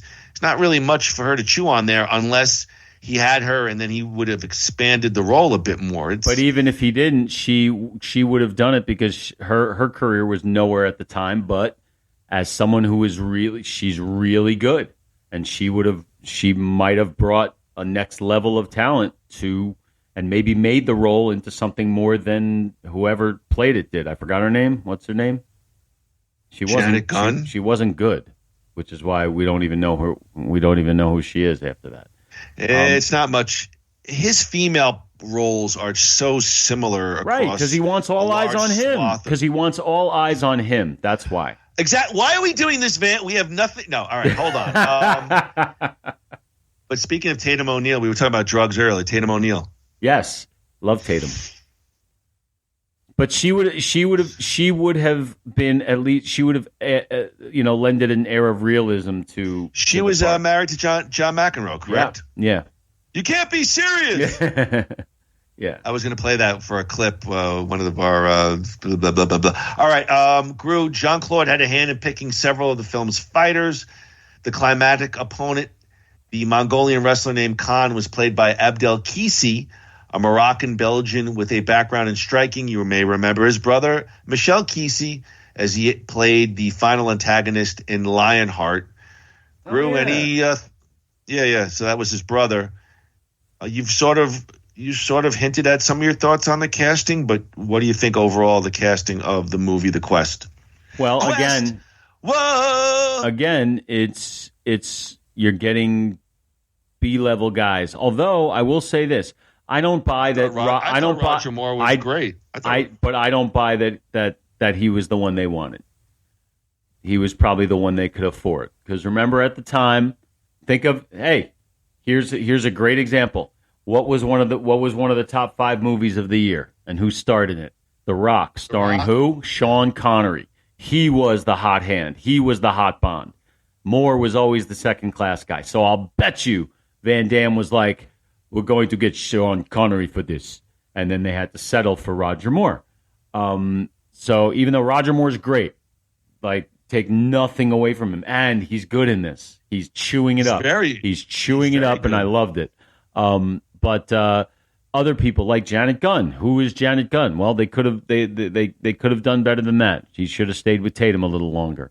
Although Jack McGee is a good character actor, he's a good character actor. He seems very, very out of place in this movie to me. He's one of those. He's one of the top that guys in the business. Everybody recognizes him. Nobody actually knows his name. I think he was in more than one Lethal Weapon movie. He's just all over the place. So he's good. He just seems like he's in a different movie. The character seems out of place. The token American smartass. I mean, I'm not sure who Jean-Claude's going to get better than Roger Moore for the Dobbs role. I thought probably said he wanted to get Michael Caine or some of the top guys, some of the top names at the time. Roger Moore was not one of the. I'm just surmising. I'm just surmising. Yeah, I mean, I thought Roger Moore and Jack McGee were great. No, they were. And I thought I'm just saying. James Remar was. It's a nothing role, but those Remar names was very passable. Those names don't sell tickets. That's the thing. Okay, that's the difference, and that's why the ones that do sell tickets cost more money. And this movie obviously didn't have it. Group principal photography took place between early March and mid-May 95 in Thailand. As related by Roger Moore in his autobiography, the shoot was poorly organized, and Moshe Diamante tried to get the crew to work extra hours without pay to compensate for the delays, many of which, according to actor Jack McGee, were due to Van Damme showing up late on set. Not bueno. Moore and McGee judged that Van Damme was out of depth as a director, and that Peter McDonald carried much of the picture by himself. Roger Moore, I did read this, was aggravated by a decision to build a fort in the mountains. They had to have a 1.5 hour drive through the rough terrain, and then Moore apparently injured his knee during one of the trips and spent much of the shoot in a cast. Moore argued that the fort should have been built in the valley like in the lowlands. Although my notes say Roger Moore remained jovial during the shoot, he refused to talk to Diamante again after the release. And we've talked about it already, but I'll hit it again. Any thoughts on Van Damme, quote, being out of his league as a director, and Roger Moore's criticism of the shoot? Well, it makes perfect sense. I mean, when you think, why would somebody want to direct? Because they think they can do it better than anybody else. And they think they're a big enough name and they can wield that kind of power. And, we've alluded to it in the past. Like, just because your name is on something doesn't mean you should be the one in charge. And I believe that is the case here. Van Damme is not the one. Guys with that much vanity should not be, should not be in control of everything. You took the words right out of my mouth. It must have been while you were kissing me. Clap, clap. You took the because my notes were like, this sounds like he's in his prime arrogance phase here, Jean-Claude. That's because what listen it is. to this. Steve Lambert was hired as a fight coordinator, despite the fact that I guess these two had a tussle on the set of Time Cop. Van Damme wanted to end the final fight with his signature spin kick, but if you remember the movie, Lambert suggested he surprised his fans with just a punch combination instead. Some tensions arose as Van Damme tinkered with some of the matchups, juggling fighters, each looking to maximize their screen time. I wrote in my notes, it sounds like Van Damme's a nudge here. Like, he just sounds like he's wants his finger in everything, and he needs to maybe step away and let the pros do what they're supposed to do. Exactly. When you're not a director, so you got to be able. Being a director is kind of like being a baseball manager. You got to manage all these different pieces and put the puzzles together, and you can't keep changing your mind, about things consistently. You got to go with your gut and go with, so people have to believe in the director. Everybody on the set has to believe in the director in order for it to work. It sounds kind of childish and silly, but as someone with some experience, it does make a difference. It does. So how does it affect morale? So how does a new director, forgetting Jean-Claude, you're on a Hollywood set, you got probably a couple of big names, a couple of medium names, and a couple of small names. How does a new director sell themselves to a cast and crew? Like, Very I got simply, it. Just believe in me. The opposite of what Van Damme did. You listen, and you trust you trust the pros. You trust the people who've done it before. You tell them what you want, and they'll give it to you. And if you don't like the way they're giving it to you, then you try to come to a happy medium. But as a new director, like, you're not going to argue with Martin Scorsese. You know he knows what he wants. You know he knows how to do it. He's proven. But if you want to earn respect as a new director, you listen and you trust your people. And Van Damme, in what you're describing, obviously is doing it for all the wrong reasons. He doesn't act. I do a show. DeBella. It grew. He had that he kind of had that confident smarm. Isn't where I remember I do Evan a show. They're called affiliates of the local news. Will always surpass Billy Joel. Hey, Angry Young Man's on. Please. Can I get a little more gain on this microphone? Was that Orson Welles clip that Howard plays? No, that was John DeBella. That was at the press conference. But that's the one where I think he's being recorded and he goes sabotage, and you hear the guy. Yeah. You mean sabotage? He's like, yeah. No, you say sabotage. I say sabotage. Yeah, I remember. All right, Gru. The Quest premiere was held at Universal Studios April 20th, 1996.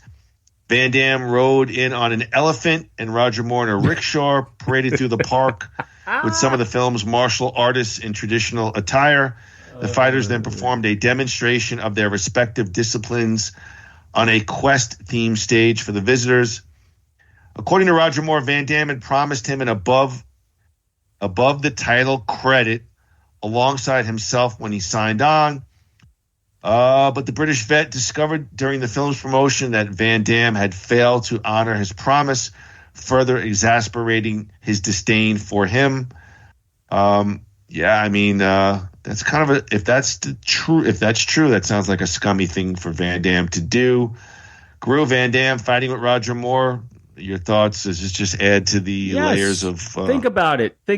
You have Jean-Claude Van Damme who thinks he's the biggest star in the world. He's not. He is a star, but he's not the biggest in the world. And you have a guy who has been one of the biggest stars in the world. True. At that time was no longer there, but a hugely respected actor, something Jean-Claude knows he will never be for his acting chops. So there's already going to be a hint of jealousy there.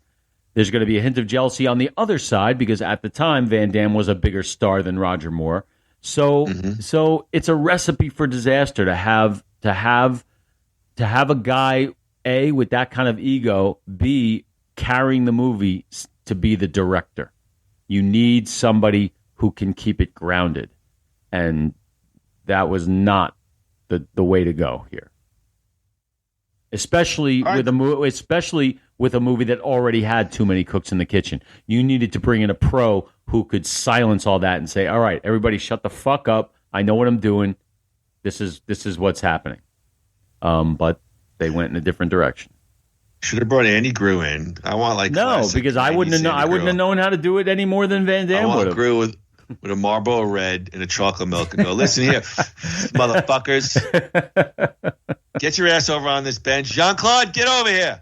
No, I don't know. Clown makeup. What's with this clown makeup? Even experiencing it, I still wouldn't know what the hell to do. You mean, do you want to go over the storyline? No. Honestly, no. Yeah, I like to think that Fagin from Oliver Twist, who is a pickpocket on the streets of whatever, is watching over a bunch of is pedophiling over a bunch of little kids, and then he gets sold into slavery. He's chased by the police. Apparently, he's the public enemy number one of the gangster. So he stows away on a ship that goes all the way to Tibet. And the next thing I know, James Bond is selling him into slavery, and then he's got to fight for his life in this tournament. And then the guy who sold him is all of a sudden his biggest friend with his sidekick partner and the American reporter, and they're back, and he wins, and everybody's happy. There, the quest. Thank you very much. Yeah, he tries to steal that dragon. He has like the Iron Dragon or whatever. What the fuck? I mean, Jesus Christ. All right, Gru. Blah, blah, freaking Spoiler alert. We didn't like this movie. Well, I mean, I'll give you my thoughts in a little bit. Do you want to give a gander as to the production budget of Well, yeah, I will. I will. I'm gonna say all the money went to the actors, the 3 or 4 actors with a name, so maybe $15 million. Movie looked like it was like Fisher Price movie making. You don't think that I thought the movie had a pretty decent look. I did. I thought the locales were sweeping. I thought the costuming was pretty good. No, it looked very middle school student filmy to me. It really did. There were some good special effects, but also, it was all of the dialogue dubbed. Was anybody's voice real? It was just it was like the whole movie was shot in like ADR. Stop talking all fancy. You're talking over my head right now. You know I have only 103 IQ, so please, I'm borderline. So when a movie's made, if there are scenes that was the dubbing of the voices off? I didn't quite notice it, but I wasn't not looking off. hard. Just here. I noticed it right away. The first scene, the bartender. Okay, if you watch that scene again, you can tell it's not him talking. It's somebody else dubbing his voice over. In Roger Moore's first scene, you could tell it's Roger Moore's voice, but that's not the clip that they're using. He definitely recorded over it. And that means that it was shot very poorly. It was shot, that means that it didn't come out well, that they needed to call these people back. And it happens on a lot of movies, but the more it happens in a movie, that shows how badly it was made in the first place. It's patchwork. It's patchwork. You can talk about that first scene. It sort of has this very old man at a bar. Hey, let me fill you up one, buddy. Yeah, let me give you a little hit of Jack in your coffee. And it's almost like talk about the old man with the long hair. I'm talking about John. Yeah, when he's in. All right, and I'm like, I'm thinking it's going to be almost like maybe just hear me out before you, like a Forrest Gumpian, like this wistful, and we're going to have this flashback, and then the goons walk right in like the 90s goons straight out of like every typical shit a fight movie, action movie, and it's I'll bet in the script that's what it was. That's what it probably read. That's what it probably read like. But you gotta put something into it. You can't half-ass it. Well, Gru, what do you think? You want to give a gander as to how much money the Quest earned worldwide? I have what it earned in U.S. and Canada, and then overall. That's a tough one because, quite frankly, I don't even remember it being released here in the theaters. I'm guessing that it was, but because Van Damme was still a star at the time. 25 million in the States, worldwide, maybe 50 million. You're not that far off. 21 mil, a little 21.6 US and Canada, a little bit over 57 mil worldwide. So you're close. All right. I mean, and what was the budget? 35 million. $35 million. Yes. Holy shit. That's not a hit. $15 million profit on a is not a hit. That's a bomb. Well, 15 million profit in 96. That would be $3 billion in 2025. Well, all right, maybe finally not gets that. the joke. I thought he was going to go, Evan, the affiliates. No, I mean, that's not a lot of money. Okay, but are you a little surprised when I mean, it made money. Not surprised considering the quality. All right, well, then speaking of quality, you want to give a gander as to the tomato meter? What was the percentage score based on 21 critical reviews? What do you think Rotten Tomatoes gave The Quest, the critics? What, 0 to 100%? Well, I can't imagine anybody giving a positive review, any reputable critic giving a positive review to the movie. But I'm guessing, all right, I'll be kind and say 10%. 14%. You're Wow. very close. So that's like 3 people out of 21. I don't know. You want to give a popcorn meter? What was the audience score based on 10,000 plus audience members? 0 to 100%? 30. 36. Really? 36. You're good. All right, Yeah. Good. Got something right. Mick LaSalle of the San Francisco Chronicle said it's at its best in the first half when Dubois has to find his way to the competition in the lost city of Tibet. Pat Kramer of Box Office Magazine, more a study in worldwide combat than a tribute to Van Damme's ascension as a director. Janet Maslin of the New York Times, interesting only for being so totally familiar, even if you've never seen another film about the gang martial arts match in the ancient lost city of Tibet. All right. Oh my gosh. What was that dragon again? Golden Dragon, right? Golden Dragon or Iron Dragon? That was Cobra Kai. I don't fucking know. All right. On a scale of 0 to 4 Golden Dragons, Gru, what do you give The Quest? All right. Well, I want to preface my review by quoting my biggest hero, the late, great Roger Ebert. And I will suffice my review with this. I hated this movie. Hated this movie. Hated it. Hated every simpering, stupid, vacant, audience insulting moment of it. Hated the sensibility that the thought that anyone would like it. Hated the implied insult to the audience by its belief that anyone would want to be entertained by it. I give it 0 Golden Dragons. Wow. This movie fucking sucked from the second it started to the second it ended. I hated this piece of shit. Didn't you? Wow. What are you now? I mean, well, I'm gonna have to freestyle because go ahead. I just watched it this morning, so I don't have my notes written down on my notes. So I'm gonna freescale. So what? I mean, I thought the movie looked good. I thought this,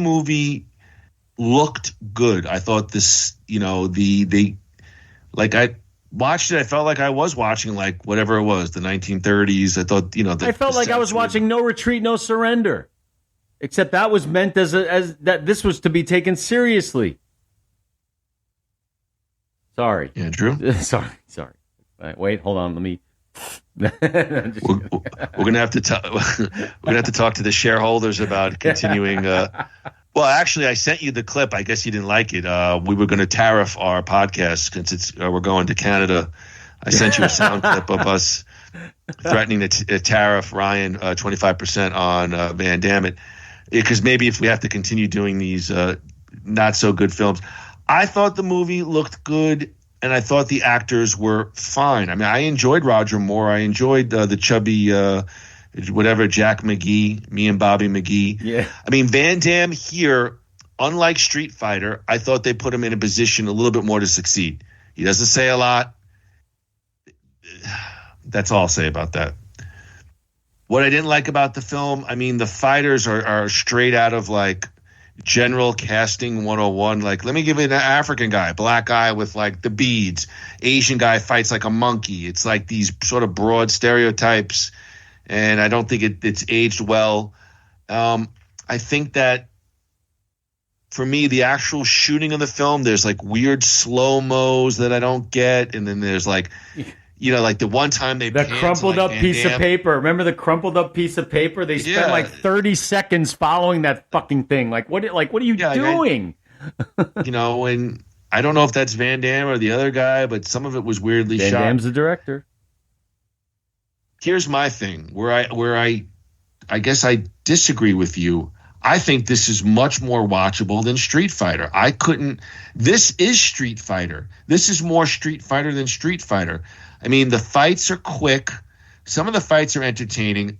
If I'm to be critical of the film, I don't think the final fight sort of lived up to the final fightness. Like, he ends up fighting the Mongolian, who I don't get it because he's basically a boxer. He's, there's other more talented, quote unquote, fighters during the film with martial arts and boxing and sweeping and wrestling.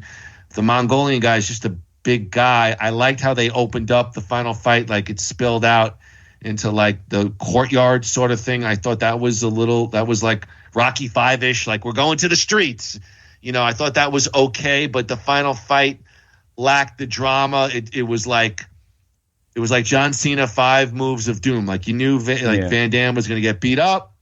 And then he looked at James Remar, who's sort of his Rocky, sort of his Mickey, and come on, get up, kid. And he no retreat. He finds the way to win. But I think I'm going to give this 2 Golden Dragons. Wow. It's so much to me, much more. I was zoned out on Street Fighter right away. Perhaps how like you were here. What I do say is, and we go back to this sort of trying to sell me Ben-Hur of sort of a martial arts chopsaki film. You can't. That's just it's like I'm gonna diet at McDonald's. It's two things that don't make sense to me. They've tried it before. The sweeping locales. You try to get, I guess, maybe some of the, like a Roger Moore type. It doesn't add up. It's a passable film. I will not be as critical as Andrew there. Is it a quality movie? No, but I found it to be much more watchable than Street Fighter. So maybe I'm being a little bit generous. I'll give it 2 Golden Dragons. I'll just give a little response to that regarding Street Fighter. Street Fighter at least was self-aware. They knew what a joke it was, and they played it up. Maybe. Here, they're trying to be taken seriously. So that's number one. And number two, I look at it as a little bit of a bait and switch. Because if I look at the way Street Fighter is sold, Street Fighter, the movie, is basically exactly what you'd expect, except that the story didn't even have to do with the video game. But you expect a cartoony, fighting, whatever. So okay, here I'm looking at like the advertising materials for this movie, and I'm actually thinking kind of like epic-y type stuff. So I'm thinking big budget, Roger Moore, big deal. This looks like, maybe like First Night with Sean Connery, like something like that. And then literally 30 seconds in, I can see how cheaply it's made. I can see how badly it's acted, and I can see, so like it knocked me out right away. That might be what happened with this movie. I made it all the way through, but by 5 minutes in, I was just literally looking for shit to criticize, and it was very easy. So Yeah, that's a bad look for a film when you're because I've watched some of his movies, Jean-Claude, and I'm like I'm just like in a real nasty nitpicky mode. Yeah, where I'm just that's what I see with Street Fighter. It wasn't a bait and switch. I expected it to be kind of stupid and ridiculous, and that's what it was. This I was actually, like, wow, okay, this looks like, he's going towards something, but didn't happen. Yeah, I think again, Andrew and I are fans of Jean-Claude. I won't claim to be fanatical. I think he's trying to stave off the inevitable decline, which I think is soon coming for him. It's admirable, but put it in somebody else's hands. Put it in capable hands. Because I think Legionnaire is the same kind of. They try to do a period piece. Yeah, with Jean-Claude. Yes, you got to. So we'll have. You got to put your pride on the shelf sometimes and trust the pros.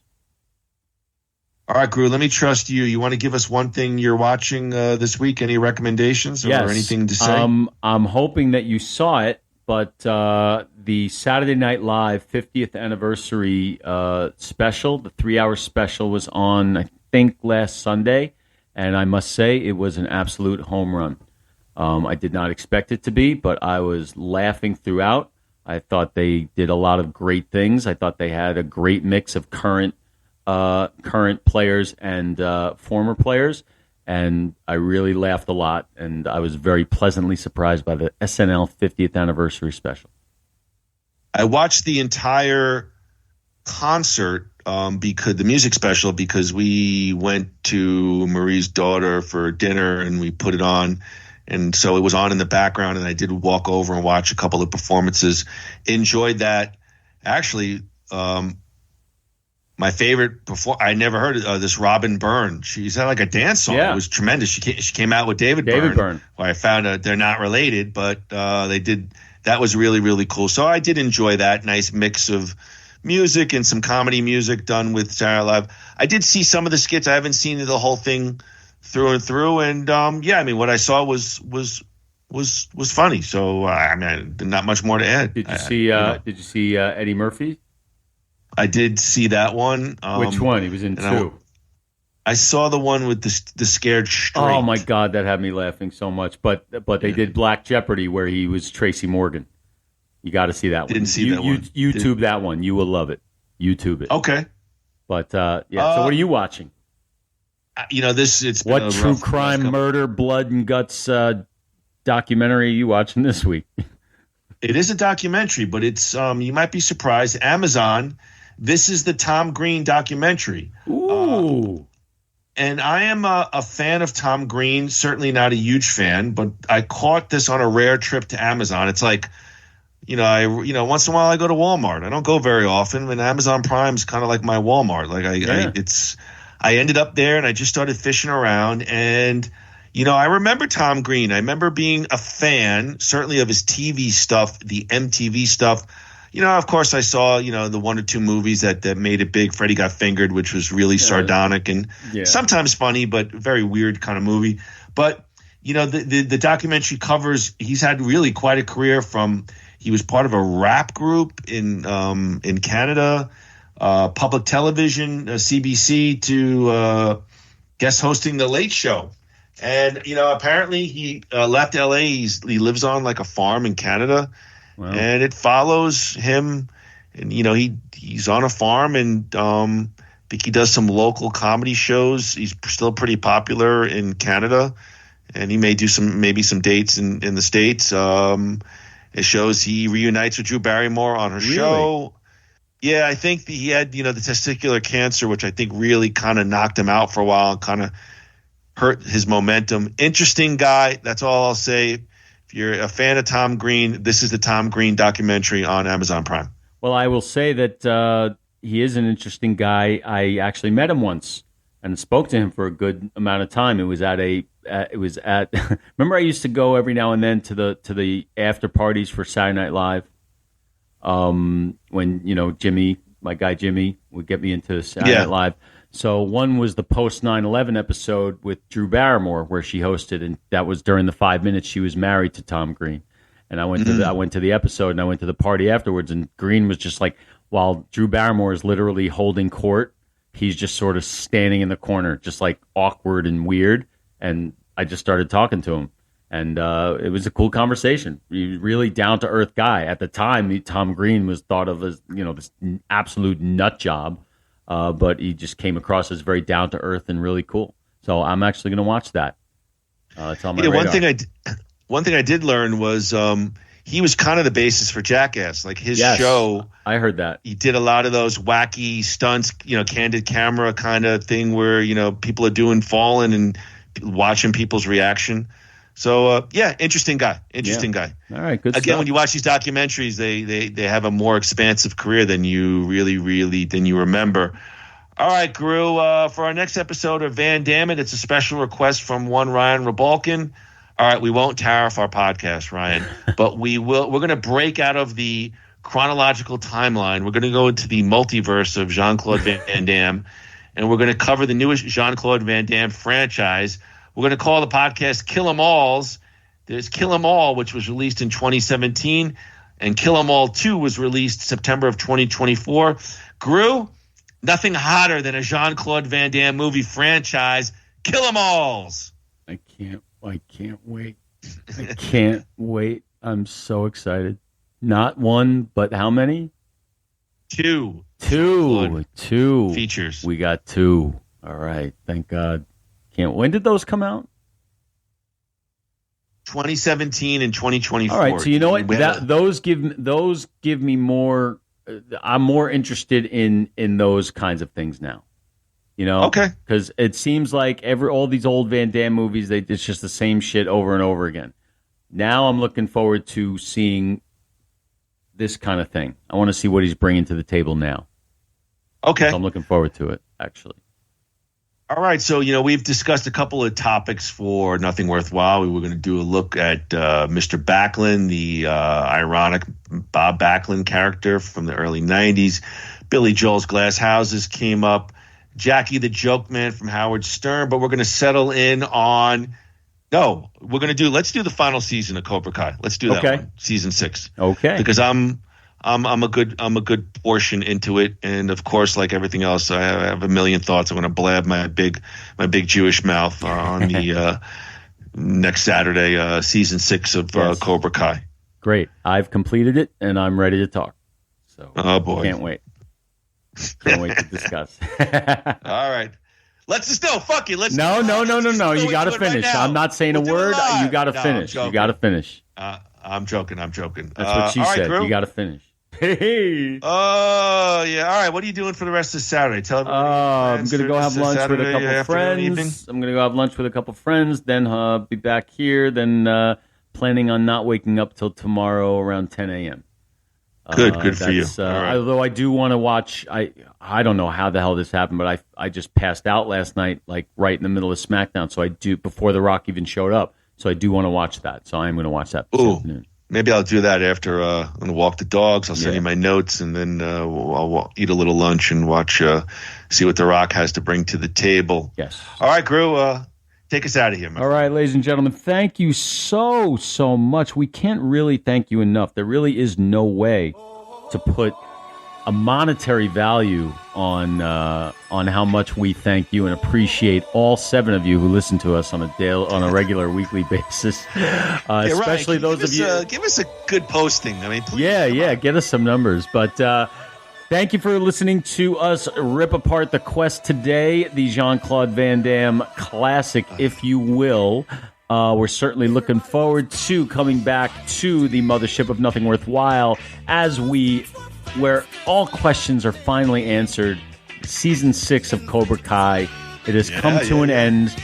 What kind of ending will it be? Did they stick it? Did they miss it? We will find out next week on Nothing Worthwhile, followed by the return to Van Dammit with Kill 'Em All once, not once, but twice. The Kill 'Em Alls next on Van Dammit. And until what?